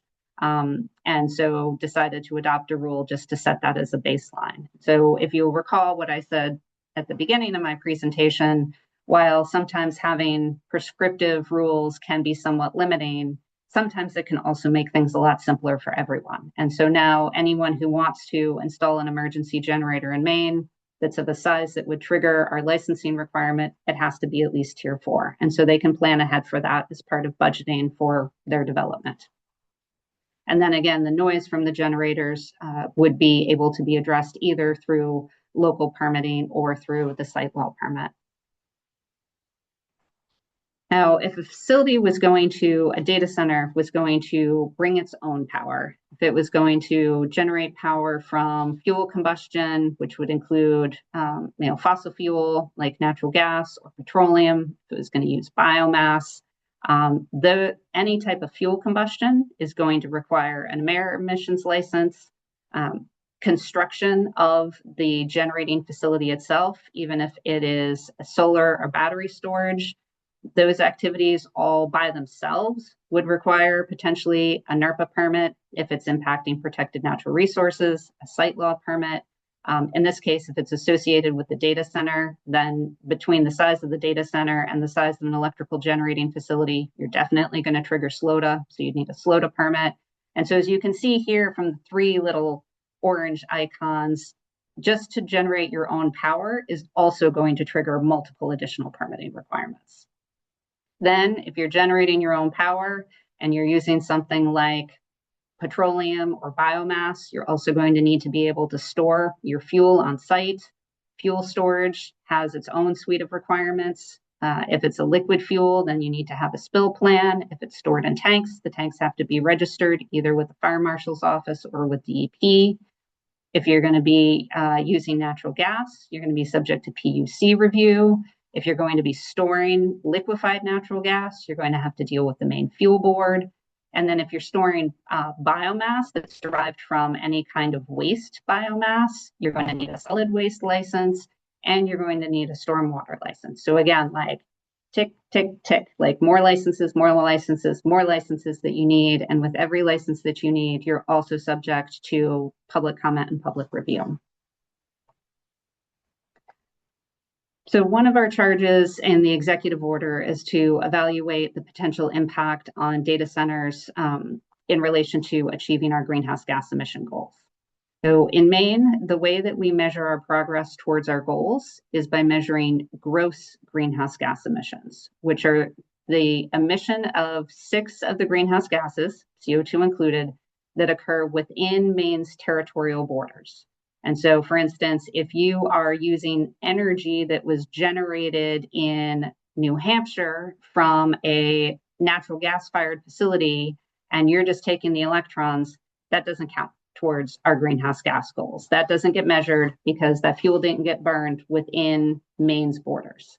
So when we look at operations at a data center, again, in terms of what could have an impact on us achieving our goals, it's going to be things like fuel combustion by emergency generators and fuel combustion for energy generation on site. Again, if you're combusting anything, you are required to have an air emission license, but our air emission licenses do not include limits on greenhouse gas emissions. And then you can see down here just a comparison of the different emission factors for carbon dioxide, just as an example, sort of compare the potential effect on total greenhouse gas emissions based on using different kinds of fuels for energy generation. Obviously, coal is an extremely carbon intensive fuel, and so that would be the highest in comparison to a combined cycle gas plant. So that's like a natural gas plant, and in comparison to a natural gas fuel cell. So even using modern technology to convert natural gas through fuel cell technology is also going to generate CO2 emissions. As I mentioned earlier, if you're using immersion cooling with any of those oils, any fuel oil that's on site, any kind of liquid material that, other than water, that could spill and enter the environment is going to need to be properly managed, stored. All spills have to be reported, have to be properly cleaned up. For the systems that are using cooling water, even in the closed loop cooling water systems, they're going to have filters. That filter residue will need to be removed every so often. It will need to be characterized to determine whether or not it can be disposed of as solid or hazardous waste. So all of the wastes that are generated from the facility would also be subject to regulation. If they're using a refrigerant gas, any removal of that gas needs to be done by a certified person. And then again, those waste oils and any liquid coolants all need to be characterized before they can be removed from the site. Obviously, data centers use a lot of electronic equipment. Electronic waste is also regulated. It's subject to the Resource Conservation and Recovery Act, which is the same act that regulates hazardous waste, because electronic waste is going to have things in it like metals such as mercury, cadmium, and lithium. Those are considered hazardous constituents. When something that contains that material is no longer used, it's a hazardous waste.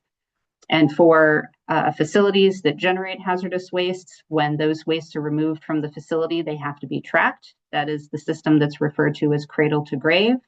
There's a manifest that has to be filled out that goes with that waste from the point of generation to the final point of disposal. Some of the waste, electronic waste, can be recycled. And so things like intact batteries, so not the kind that have exploded, those are hazardous waste, but the ones that are still intact, those can be recycled. Also the data and power cables. And so those are managed as universal waste. They also have to be tracked and manifested. But some of the storage and handling requirements are a little more lenient because these are intact products that still have some product value associated with them. So then lastly, facility closure. So if you imagine that a data center is going to be a really big building, it's going to have a bunch of electronic equipment in it, potentially cooling fluids, pumps, systems like that. You're going to have potentially generators outside. If there's compliance with all of the requirements for handling materials, cleaning up spills properly, there should not be contamination of a facility. And so I know that there's been questions about whether or not there would be a requirement for decommissioning of data center facilities. There's not currently a decommissioning requirement or a financial assurance requirement. Those kind of requirements we do have for facilities like we have financial assurance requirements for solid waste facilities like landfills, because the waste is going to stay there.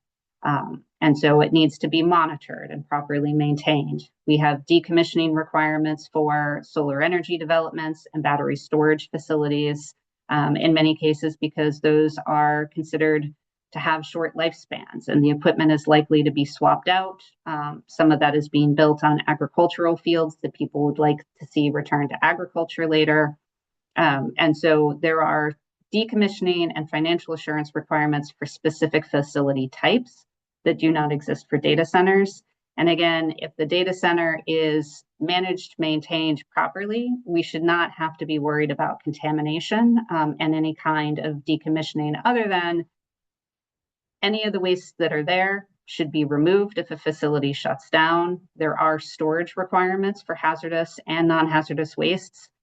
So you can't legally just walk away from a facility and leave it full of cooling fluid, for example. That should be drained and removed and properly disposed of. If there were engineered stormwater systems on site, those will still need to be maintained because water's still going to fall from the sky. You're still going to have stormwater. And so if you have systems to manage that, the licensee is required to maintain those systems. And then lastly, when a facility closes, we do expect that the licensing agencies would be notified of that, because as I said, all of these kind of operations with these licenses require reporting and monitoring. And so at some point, if you're no longer emitting, you're no longer discharging, you're also not going to want to pay the fees that you have to pay to do those things. And so when facilities shut down, the licensees notify the agencies of that. And when that happens, we will typically talk to the facility operator about whether or not they have made plans for or have completed all of these activities that I have listed here. Lastly, I mentioned at the beginning that every license application that's under review by the department is available for public comment. At DEP, we are deploying a new online licensing system called MELS. And so every license application that we receive will be submitted into MELS. It will be publicly available. So even if it's got 100 different PDFs and maps and monitoring data, all of that will be publicly accessible. The licenses that we issue, any registrations, will also be publicly accessible on our website. For folks who are interested in receiving notice, you can sign up. We're still working on this feature of the system, but hopefully that will be coming out this fall. So let's say you live in the town of Saco and you want to know if somebody's planning to build something. You can sign up to automatically receive email notifications every time an application for something in Saco is submitted into the MELS system. For our licensed facilities, as they submit their annual reports, their discharge monitoring reports, their emission reports, all of that information will also be going into the system and be publicly accessible. And so hopefully this is going to make the permitting process easier for our regulated community who always wants to know where their application is in the review process. They will be able to actually see that.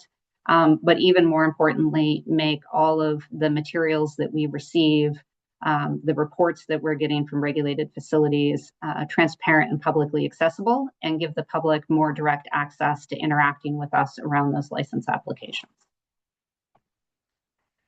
So just sort of as a recap, most of the potential environmental impacts from data centers are similar to those from other types of large-scale development, like hospitals, schools, retail centers, and light industry.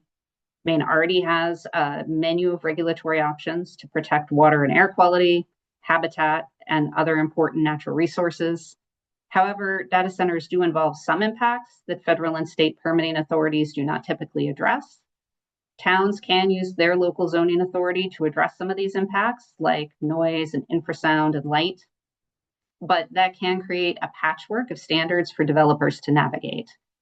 Maine may benefit from some minimum statewide guidelines for infrasound and heat loss, for example, which would also simplify one step in the permitting process.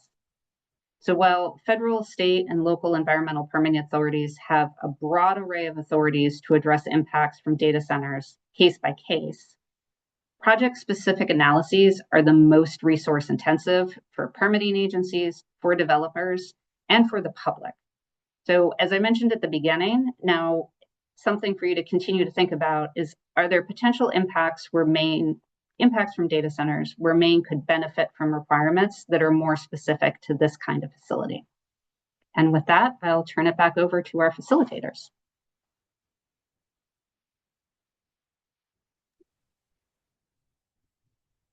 Great. Thank you very much. Yes. Yes, Melanie, David, do you want to Yeah, jump in? thanks. Melanie was controlling my screen, which wouldn't allow me to get back on. But so that was a tour de force from Melanie, right? And she gave you a little hint at the end where we could go as well, right? Where we could go about what could be different in the face of the unique aspects of data centers. We need to take a quick break, right? We've been going for a while. We had scheduled a 10-minute break. I think we should do that. While we're doing this break, we're also going to, when we come back from it, we're going to talk about some questions for Melanie and also for Juliet and her colleagues. Then we're going to pivot into saying, hey, what could we fill in terms of a particular gap that's important here? So we're going to go to that space. I'm going to open up a Menti poll during our 10-minute break. And that everyone, if you're observing our meeting today, you're welcome.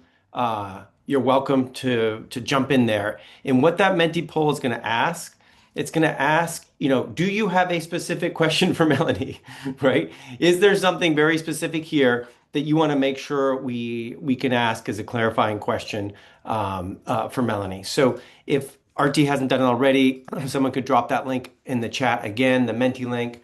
Oh, yep, RT just did it. And if we advance the Menti to the next question, we can do that while we have our break. So again, if you have a clarifying question for DEP or for Juliet, you can drop it right into that Menti, and so we can have that handy when we come back. Let's all come back at 10 minutes past the hour, and we'll get into a discussion and sort of the implications of all this. So step away from your machine. We'll stop the recording for a moment. Take 10 minutes, grab a cup of water or a glass of water or something, and we'll see you back here at 3:10 or 4:10. David, can you advance the Menti, please? Yes, I did, and it's working. Okay, wonderful. Thank you. Yep. We'll see everybody in 10 minutes. It's 4:10. Yeah. Thanks, RT. Okay. All right. So let me drop the slide. So this is the part of the conversation where we're actually going to talk amongst each other and really think about what might be opportunities to identify some gaps and to work on those gaps. Before we do, I bet some of you have some questions for Melanie about what was presented. And so I think let's start from a place of clarifying questions. Then we'll talk about what those gaps might be. And Melanie hinted at them pretty directly from her perspective at that last slide. And then we'll talk about what a policy response might look like if we get time for that. So let me start with questions. Any questions for Melanie? And let's go for a round of questions here for you all as counselors, and then I'll say a little bit about the questions that came in over the break from that little Menti poll I put out there. But counselors, questions you have? I know it was kind of a tour de force there, though. It was quite an impressive pathway of presentation there from Melanie. But questions you have, particularly as it relates to how these laws would be applied in a context of a data center.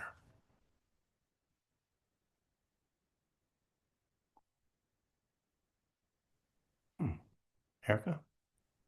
I have one and I put it in the chat, but I guess I'm just curious about how for data centers or other large facilities, the different laws and permit processes that you've outlined would consider the power generation that might be required or incremental power generation that might be required and where that's located. So if it's not that developer is bringing their own power, but it's going to drive the need for additional power, how does that get considered in the overall public interest or benefits detriments test? It's more of an education question for me as I learn some of these pieces. Sure. I'm going to ask Rob to be on standby to correct me, because the wonderful thing about having really smart people that I work with is that they're also good at identifying when I'm wrong. But I would say generally, the short answer is that it doesn't. That our permitting processes consider the impacts from a particular proposal on the environment where the activity is proposed. And so if power is being generated elsewhere, if that elsewhere is somewhere in Maine, we would be dealing with the impacts from that power generation in that other location, wherever it was happening within the state. But if it's happening out of state, then we wouldn't be involved with that. And if it's not contiguous and adjacent or directly related to the facility, data center facility, then it would be a totally separate permitting process for that power generation wherever else in the state it was happening. Rob, did I get that right? Mm-hmm. Yes. Hi, everyone. Absolutely. No, I think you hit the nail on the head, Commissioner. And I mean, I think if it's a separate energy generation facility, it's a separate permitting process. But if it's part of the same development, if it's common scheme of development, then it's going to be wrapped into the same permitting process. Thank you. That's helpful. And just maybe a second follow-on question of that, when you were going through the parts around emergency or generation for emergency purposes, and just tying back to some of the considerations that Juliet mentioned around, I believe she said it was Texas. And so when we think about emergency purposes of generation, would that be confined to emergency vis-a-vis that facility? Or if there's generation that's also available to the grid, would that be for grid emergencies as well? It could be. All right. This one I'm going to call on Eric Kennedy to help me out here. But again, what we would focus on from the environmental permitting perspective or the environmental impacts is the activity itself and where it happens. And so whether the emergency generator was serving the data center, for example, or if it was being used to instead feed some electricity into the grid for emergency purposes, as long as it would meet the definition of what would constitute an emergency. So, for instance, if we were having sort of power outages, then it would still be subject to our air emission licensing requirements. Eric, in that case, if it wasn't a power outage for the facility itself, but if it was feeding onto the grid because we had large scale power outages or a brownout situation, would that still be an emergency generator, or would it be subject to something different?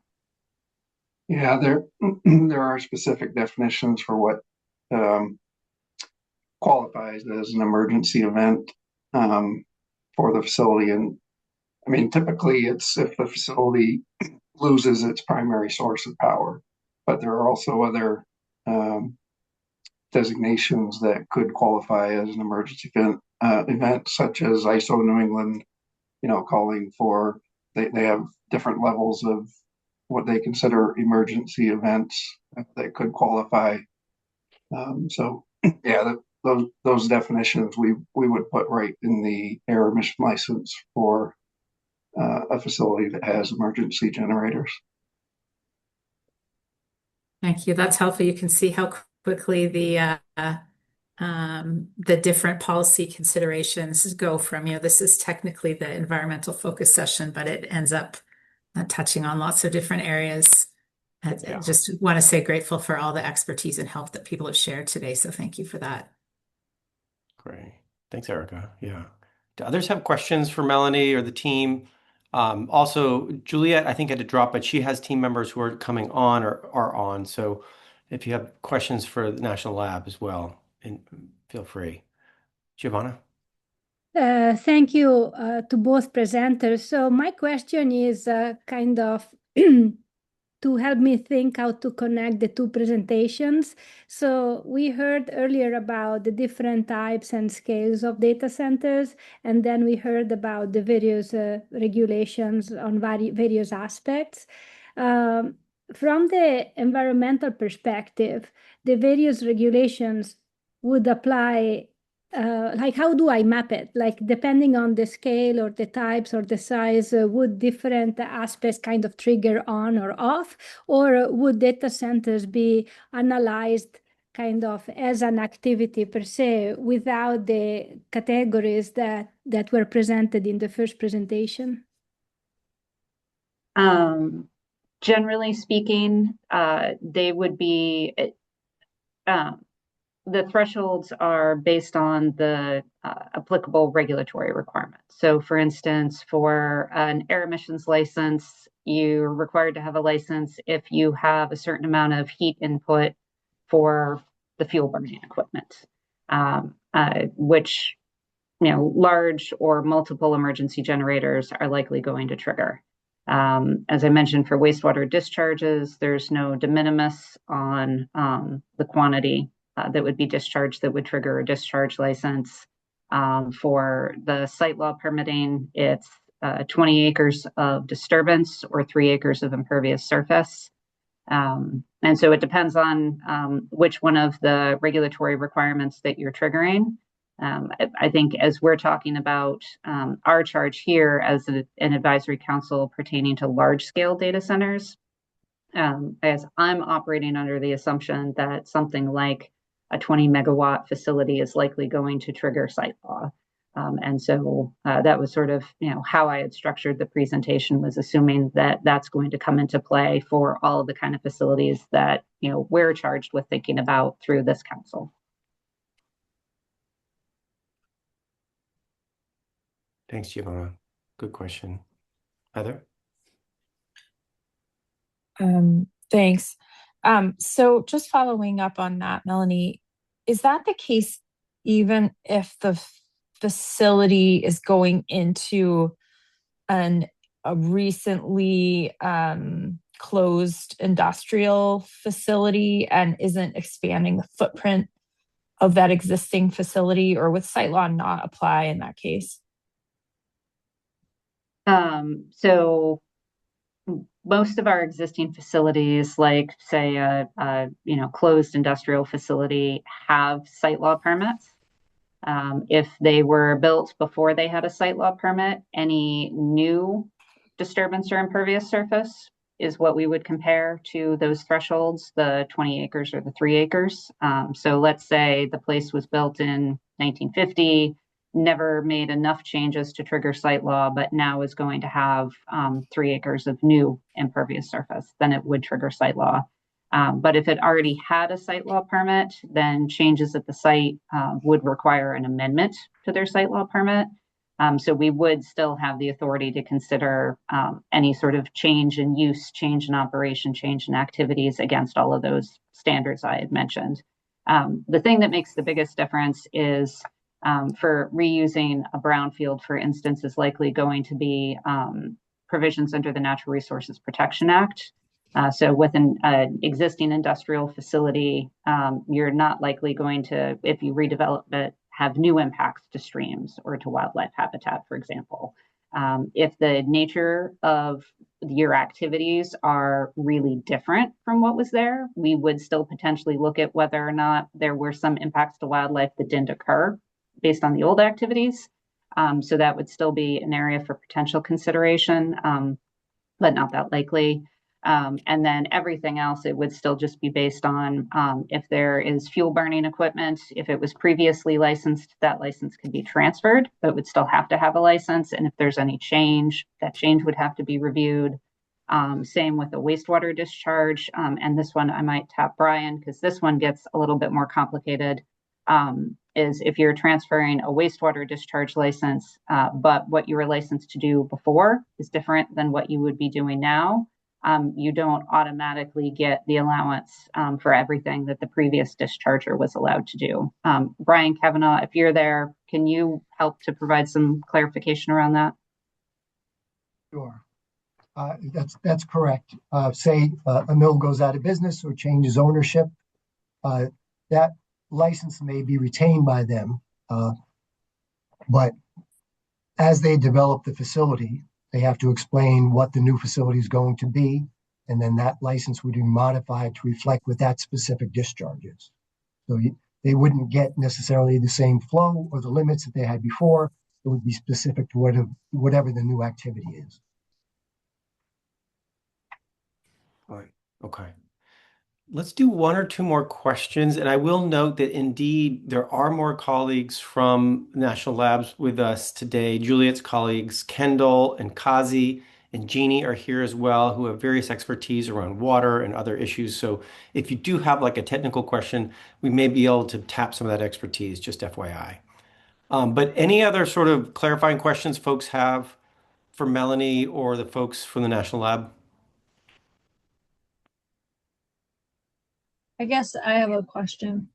Yeah. Just something to kind of dive into is communities have delegated review authority, and we look to do the same type of review if you're a large community with delegated review. But I think at some point, to avoid what Commissioner Boysen was saying with patchwork or piecemeal, there would need to be like clear guidance to the delegated review community so that we stay consistent with exactly what the DEP would be doing. So similar to how when solar came out, there would need to be clear guidance on like what the delegated communities, or maybe this won't be a delegated review option, I don't know, but I think that might need to be ironed out a little bit. Thank you. Thanks, Emily. And you're thinking specific on issues like noise or things like that, right? Yeah. Yeah. Okay. Great. That's a great point. Okay. Stacy, I know there's a couple questions that have come in. We've had a bunch of questions come in through that Menti, and I'll just throw a couple out there just quickly, and then let's pivot towards like thinking really about gaps.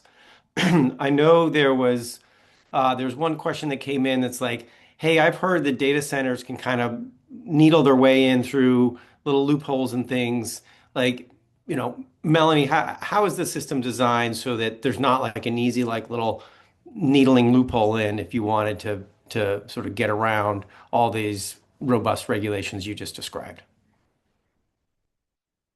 I mean, the only way to get around the regulations is to not do things that trigger them. So if you don't want an air emission license, then don't emit at the level that would require a license. And if you don't want to trigger site law, then disturb less than 20 acres and have less than 3 acres of new impervious surface. If you don't want to have to worry about being permitted for wildlife impacts, then don't build and operate something in a place where you have an impact on protected natural resources and significant wildlife. There's not really a way to avoid it. And as part of the permit review process, if somebody is falsifying information, it's sort of like when your kids lie to you. Like, are going to figure it out. It's going to become obvious. Through the permitting process, we do site visits, we meet with people. They're required to provide technical information. Everything is really thoroughly reviewed. So I don't think there's a way to like needle around and through the requirements to avoid them, other than to minimize your impact in a way that doesn't trigger them. Yeah. And I had one other thing I want to mention, which a question came in about, we talked about co-location of power facilities at the data center. And there's a question of like, well, what would that mean if someone wanted to do a nuclear facility in Maine at a data center? Well, it would be subject to all of the same things that I just described. It would also trigger one additional permitting provision that I didn't highlight, because a new nuclear facility in the state of Maine would actually be subject to licensing by our Board of Environmental Protection, which is a 7-member citizen board that is staffed by the department. And so rather than it being a commissioner licensing decision, it is a board licensing decision that would automatically involve a public hearing process as well. Okay, thanks. That's really helpful. Okay, so what I'd love to do now is, council members, remember Melanie's last slide where she was hinting at like areas where there may be opportunities to think about strengthening or making specific regulatory approaches for data centers. I'm curious, when you saw that slide and when you're thinking about, the kinds of things that are on your mind, like where's the there, do you think, for you all as a group to start imagining some gaps you'd want to address? I'd be curious to get people's reactions to that. So, counselors, what are you thinking? Based on what you heard today, what you know, where do you think those gaps really are? Any thoughts on that?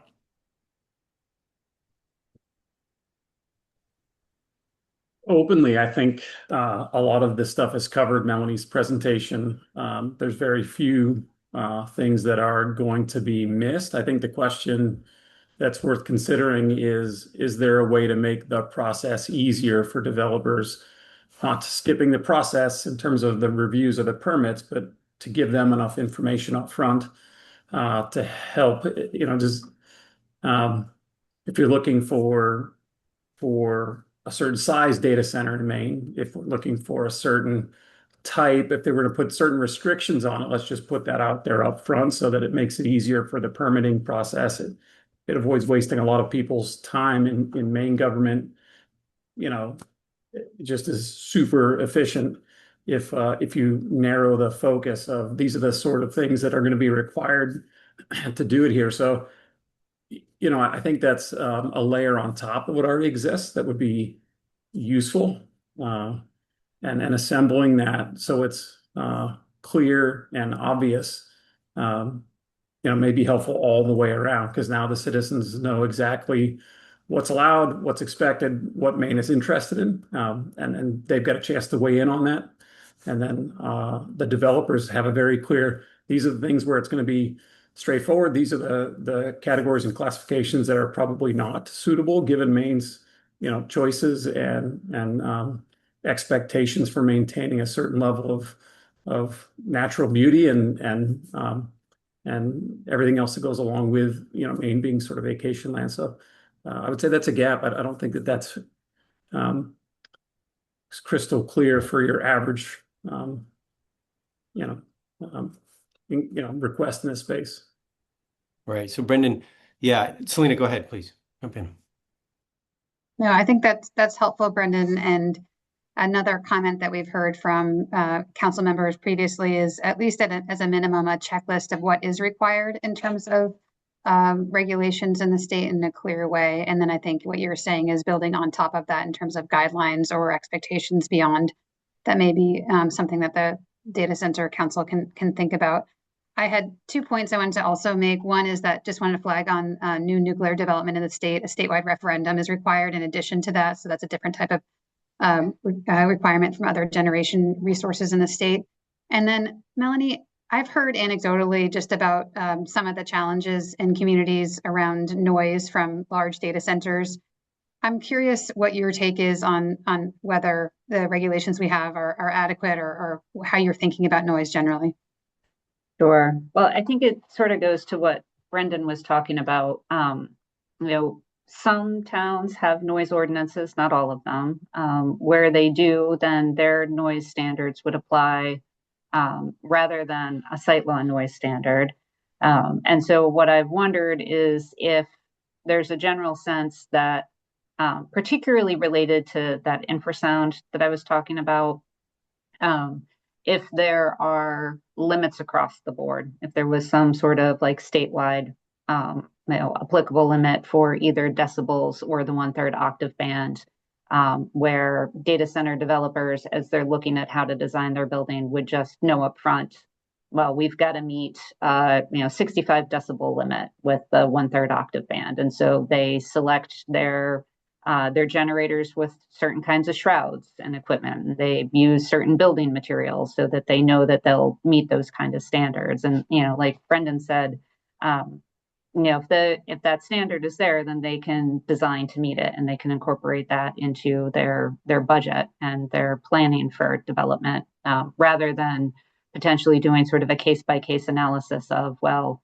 in this case, it's near a residential area. And so maybe we should apply this standard, but, oh, well, in this case, it's 200 feet further from a residential facility than that other one. So maybe we don't need to have it, as much of a limit on it. If there's just a black and white limit, like we did with the generators, emergency generators, got to be tier 4, period.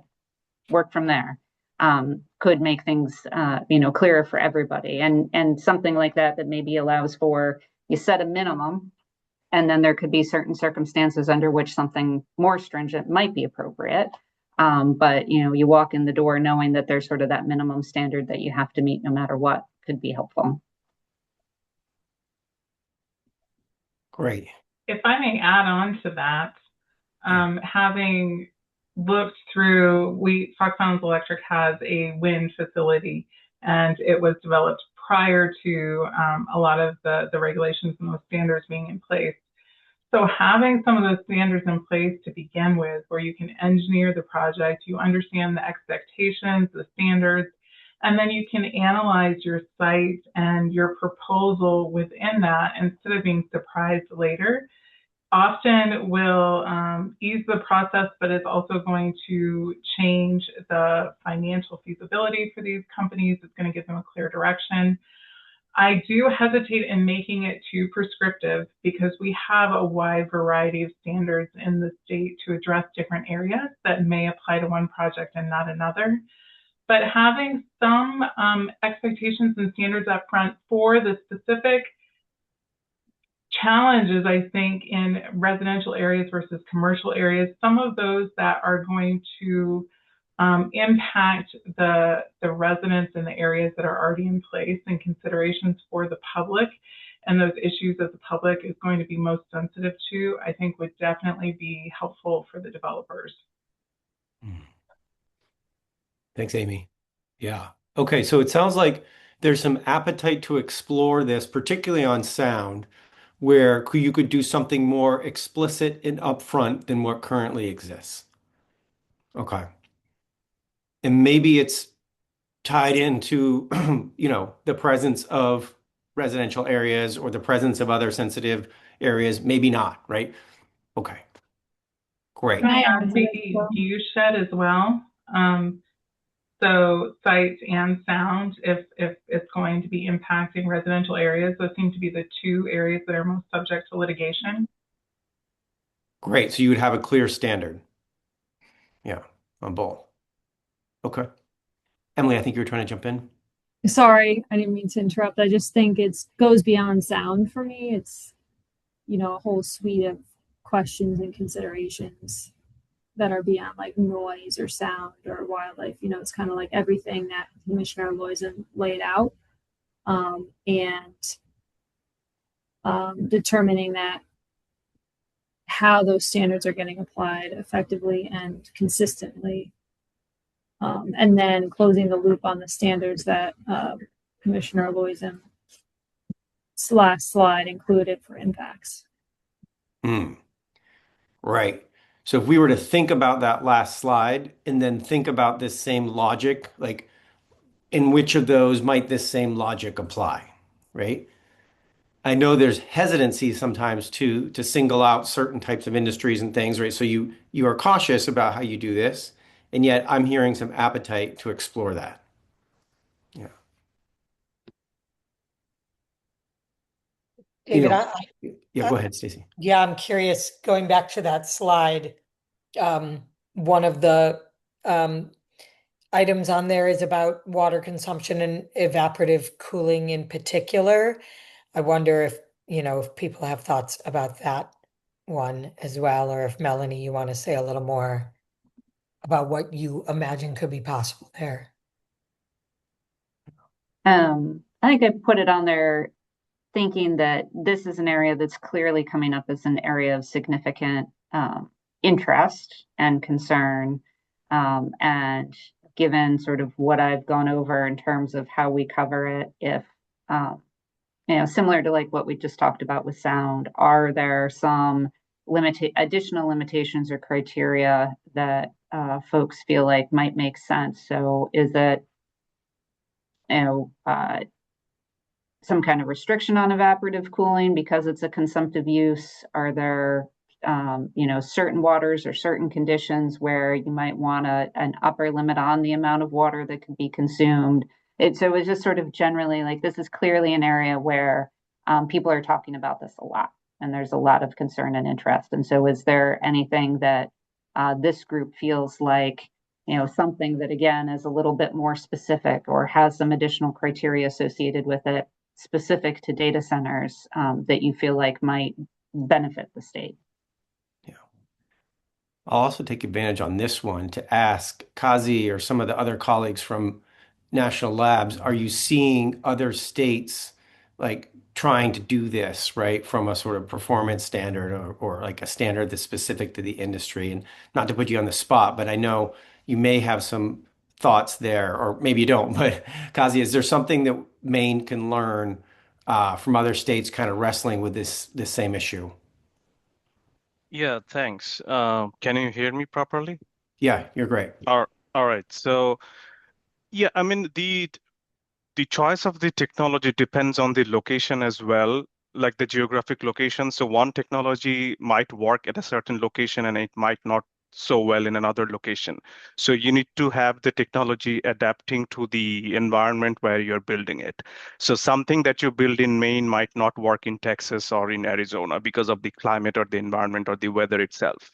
So if you are trying to get into a lower water consumption technologies, you might get into dry cooling where you leverage outside air for cooling purposes. For a state like Maine, which has I would say, a longer cooling season or a colder season, much shorter warm season, that's where you can try to leverage the cooling from outside air temperature as well. So those are the options that you can try to leverage. Again, these are very specific to the technology that you're talking about. However, I just want to point this out that water still remains the most efficient mode of cooling because of its high specific heat capacity, high thermal conductivity, as well as its high latent heat of evaporation. So it actually can remove a lot of heat. But the thing is, you cannot always immerse servers in water because water becomes electrically conductive pretty fast.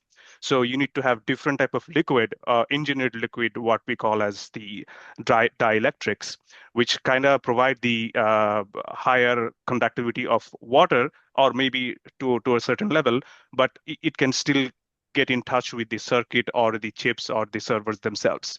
So there are ways to mitigate water consumption or water withdrawal. And again, consumption and withdrawal has different meaning. If you're withdrawing water, but you're evaporating and losing it to the environment, that's the consumption that you're not keeping it within your basin. But if you are warming it up and dumping it back again in a source, you just need to give it enough time for it to get back to its environmental or atmospheric temperature back. So there are multiple ways of doing it, depending on which climate you are in. And I know, like Juliet mentioned about the Palo Verde nuclear power plant, which uses 100% reclaimed water.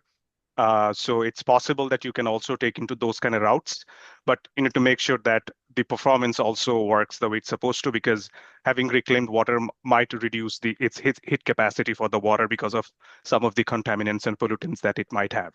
So there are multiple ways of doing it. The best approach that we have seen in the industry right now is kind of like a hybrid option where you have both dry and water-based cooling and liquid. When we say liquid cooling, it doesn't mean water-based cooling, by the way. So liquid cooling is talking about engineered liquids or dielectrics. These are separate than water-based cooling. Water-based cooling is where you use demineralized potable water for cooling purposes. That's a separate technology. Then you have liquid-based cooling where you have like water mixed with glycol, which is used in direct-to-chip technology, or in immersion cooling where you have sometimes it can have PFAS as well, especially when it comes to second layer of immersion or double immersion technology. But those are kind of phasing out as some of the slides already talked about it. But again, in those cases, they don't come in contact with the natural resource, natural water. They're contained system. Yeah. So that's what I wanted to add. Yeah. Thanks, Kazi. And to the extent you have some thoughts about like how regulation has been different in states, welcome those as we go along in the conversation. Really appreciate you being here. Thank you. Okay, so we've talked about noise. We've talked about view shed. We're kind of dancing around the water consumption and evaporation piece and not quite sure how to land that. I'm curious, Stacy, when we look back at that the Melanie slide or Melanie your slide, like what are other things that may fit under this umbrella of, specific clear standards that provide clarity for everyone? Giovanna, do you want to jump in? Yeah, I have so as you were summarizing the list, I was wondering about the item related to 24/7 continuous operation. And yes, that may be peculiar, applicable to data centers. And I was wondering whether there are other industries in Maine that also have continuous operations, or so can we expand a little bit on that? How the 24/7 would affect any of these conversations? Yeah. Melanie, do you have some thoughts on that? Sure. There are certainly facilities that do operate 3 shifts essentially in Maine. Those are some of the ones that I think our local code enforcement folks and us at DEP will occasionally or more frequently get complaints about. The public definitely is more sensitive to noise that occurs when they're trying to sleep, when there's a lot less other sort of associated activity in a community, a sound that you might not have heard in the middle of the day when there's lots of cars driving around and things going on.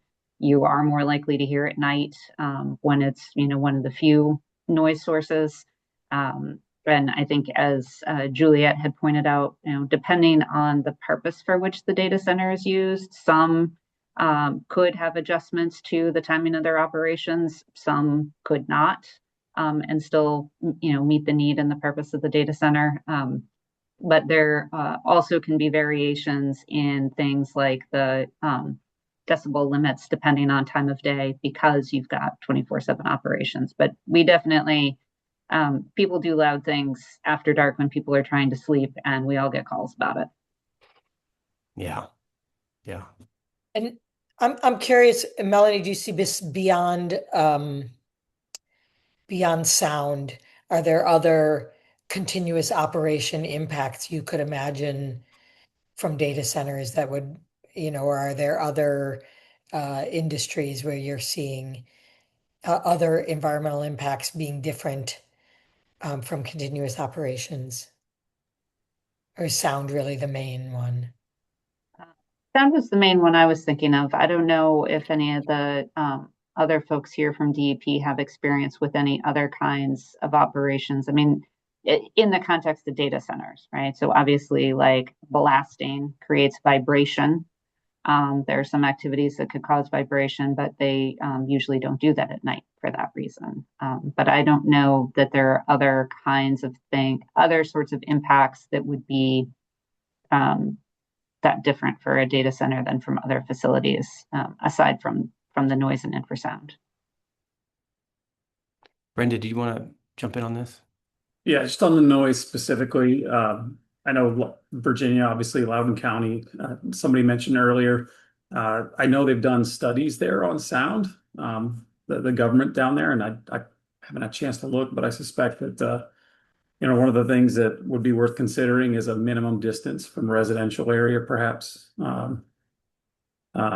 Just avoid the issue altogether, because to everybody's point, you put so much money into servers. You guys have seen all the headlines. They're extremely expensive. You're not going to idle those at midnight. You're going to sell the compute to somebody who's 6 or 8 hours in a different time zone, and you're going to maximize the use of that expense, that sunk cost. So you can count on them being very consistent across 24 hours.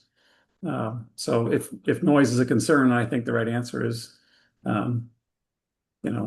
design well for it up front. Thanks, Brendan. Yeah.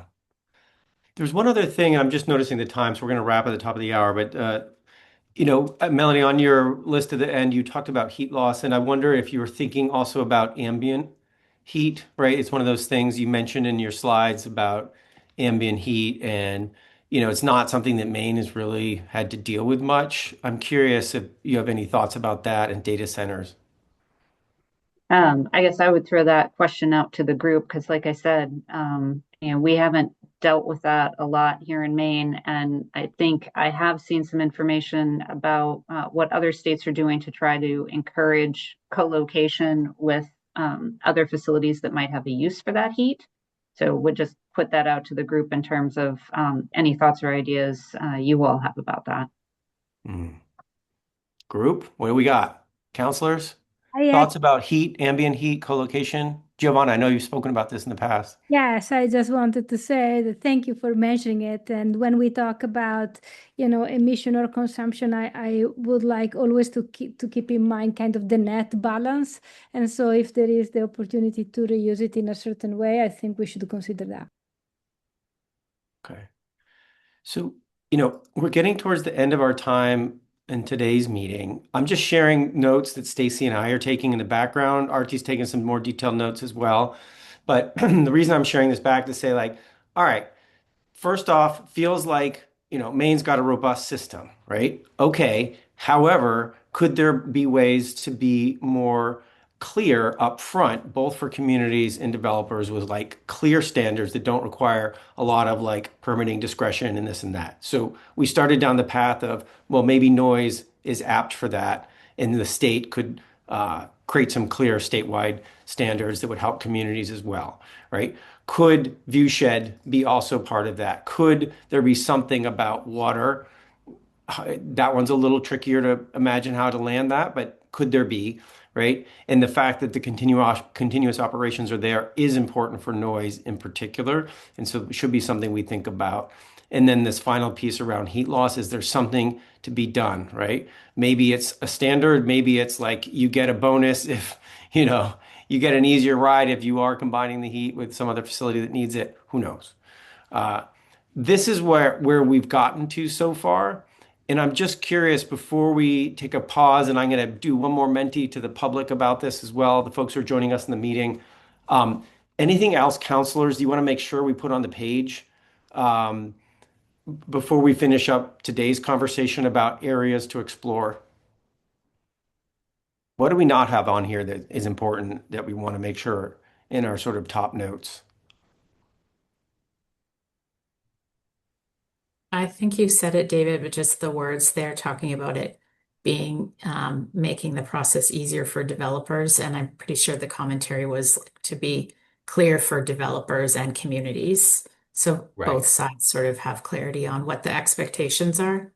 Right. So it'd be like clearer as opposed For to everyone, I easier. think, right? So people Yeah. know like when there would be opportunities for public participation and comment in different permit process, and there was a helpful visual on that, but also for the developer side. So people, that if they're investing money, they know that what the process looks like, what the timeline for that is.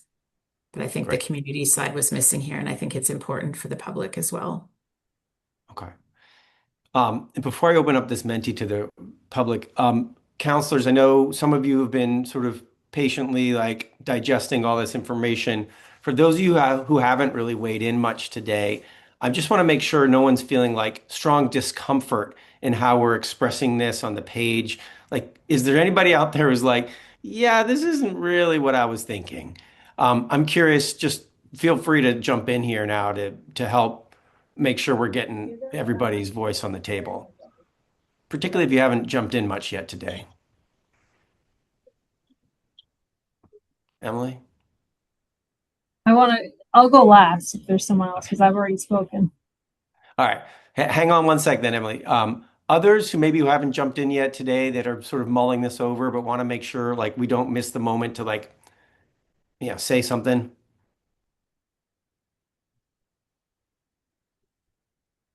Okay. Great. Emily, jump in. I completely agree that there should be clarity in every permitting process, but I don't believe that it's necessarily like my job or maybe this council's job to make like an easy path or a clear path for developers. I think we really need to make a clear permitting process that accounts for all the impacts that Commissioner Loizen put out. So I just want to make it clear that like my participation here is not to make something easier necessarily for a developer or for a large scale data center to come in. It's really to investigate these impacts, talk about them holistically, and then make a clear strategy to deal with those statewide. Right. I'm glad you clarified that. And I think folks are coming in this with somewhat, different and somewhat similar perspectives. I think what is emerging here is that the clarity can be beneficial, right, for communities and for others if it allows you to address those impacts that are most important, right? Right. Yeah. Okay. Yeah, I'm glad you clarified that, Emily. Thank you. Okay, so as we finish up, folks, we're going to do one more run on a mentee for those who heroically hung on for this 3-hour meeting. Let me advance the mentee to the last one here. And this is like, the question is, and thanks, Artie, for dropping the link in, we just had a little conversation in the council about what regulatory gaps should be the focus, and we landed on what was just on the screen. What do you think should be the focus, right? So the mentee is asking which regulatory gap should be the focus of future council discussions as we start to move into questions around policy. All right, so I'll leave that open for a sec and see what comes in. And I wonder, as things are coming in, maybe if we have some next step slides, let me just double check to see what we have on the next step slides. Yes, I'm going to go ahead and just show these slides for a sec while we're waiting for some things to come in from on that mentee.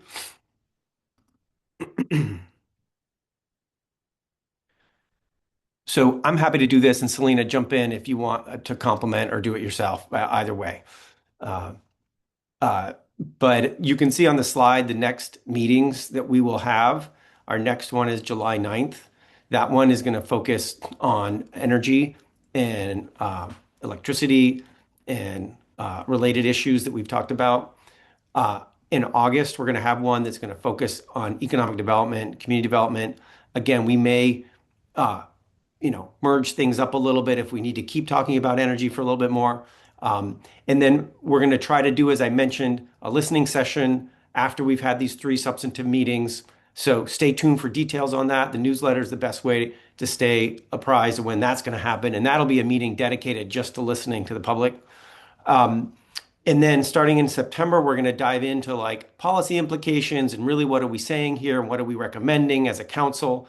We'll do that meeting in September and another in October. Right. And the idea is as we get into October, we start to distill some draft ideas about what would be strong recommendations from this council about policy approaches or other types of recommendations that would address the issues we're talking about. Into November and December, there's likely going to be more public listening sessions as we have a draft document and then finalize things towards the end of the year. As always, all these materials, what you've seen today in the PowerPoints, we're going to get that posted up on the website shortly. So all those materials will be posted on the website. Selena, is there anything else I'm missing here from this slide? No, that was a great summary. Thank you, David. Okay, awesome. So let me just go back to that Menti last results here. Give me 1 second while I get my screen sorted out. And we'll take a peek at what folks are saying who've been heroically sticking with us for the last 3 hours. Okay. All right. Which regulatory gap should be the focus of future council discussions? Here, this is, we can all read it together as we finish up, right? Right. Communities can have access and agency, right? Policy implementation from state to local. That like what Emily was saying. Yeah. Discharge limits, right? And addressing that fact that there isn't the same PFAS regulations now as there will be in 2032, like what Melanie said, although Melanie, correct me if I get something wrong, right? How to support municipalities in their ordinances. Right. Some folks are feeling quite confident that existing laws are supporting the issues. Acoustic vibration noise seems to be particularly important. The way the public participation happens, and we can get into this in our August meeting about public participation and sort of how communities are involved. A question, can they go underground? Interesting. Water use and discharge, the most important.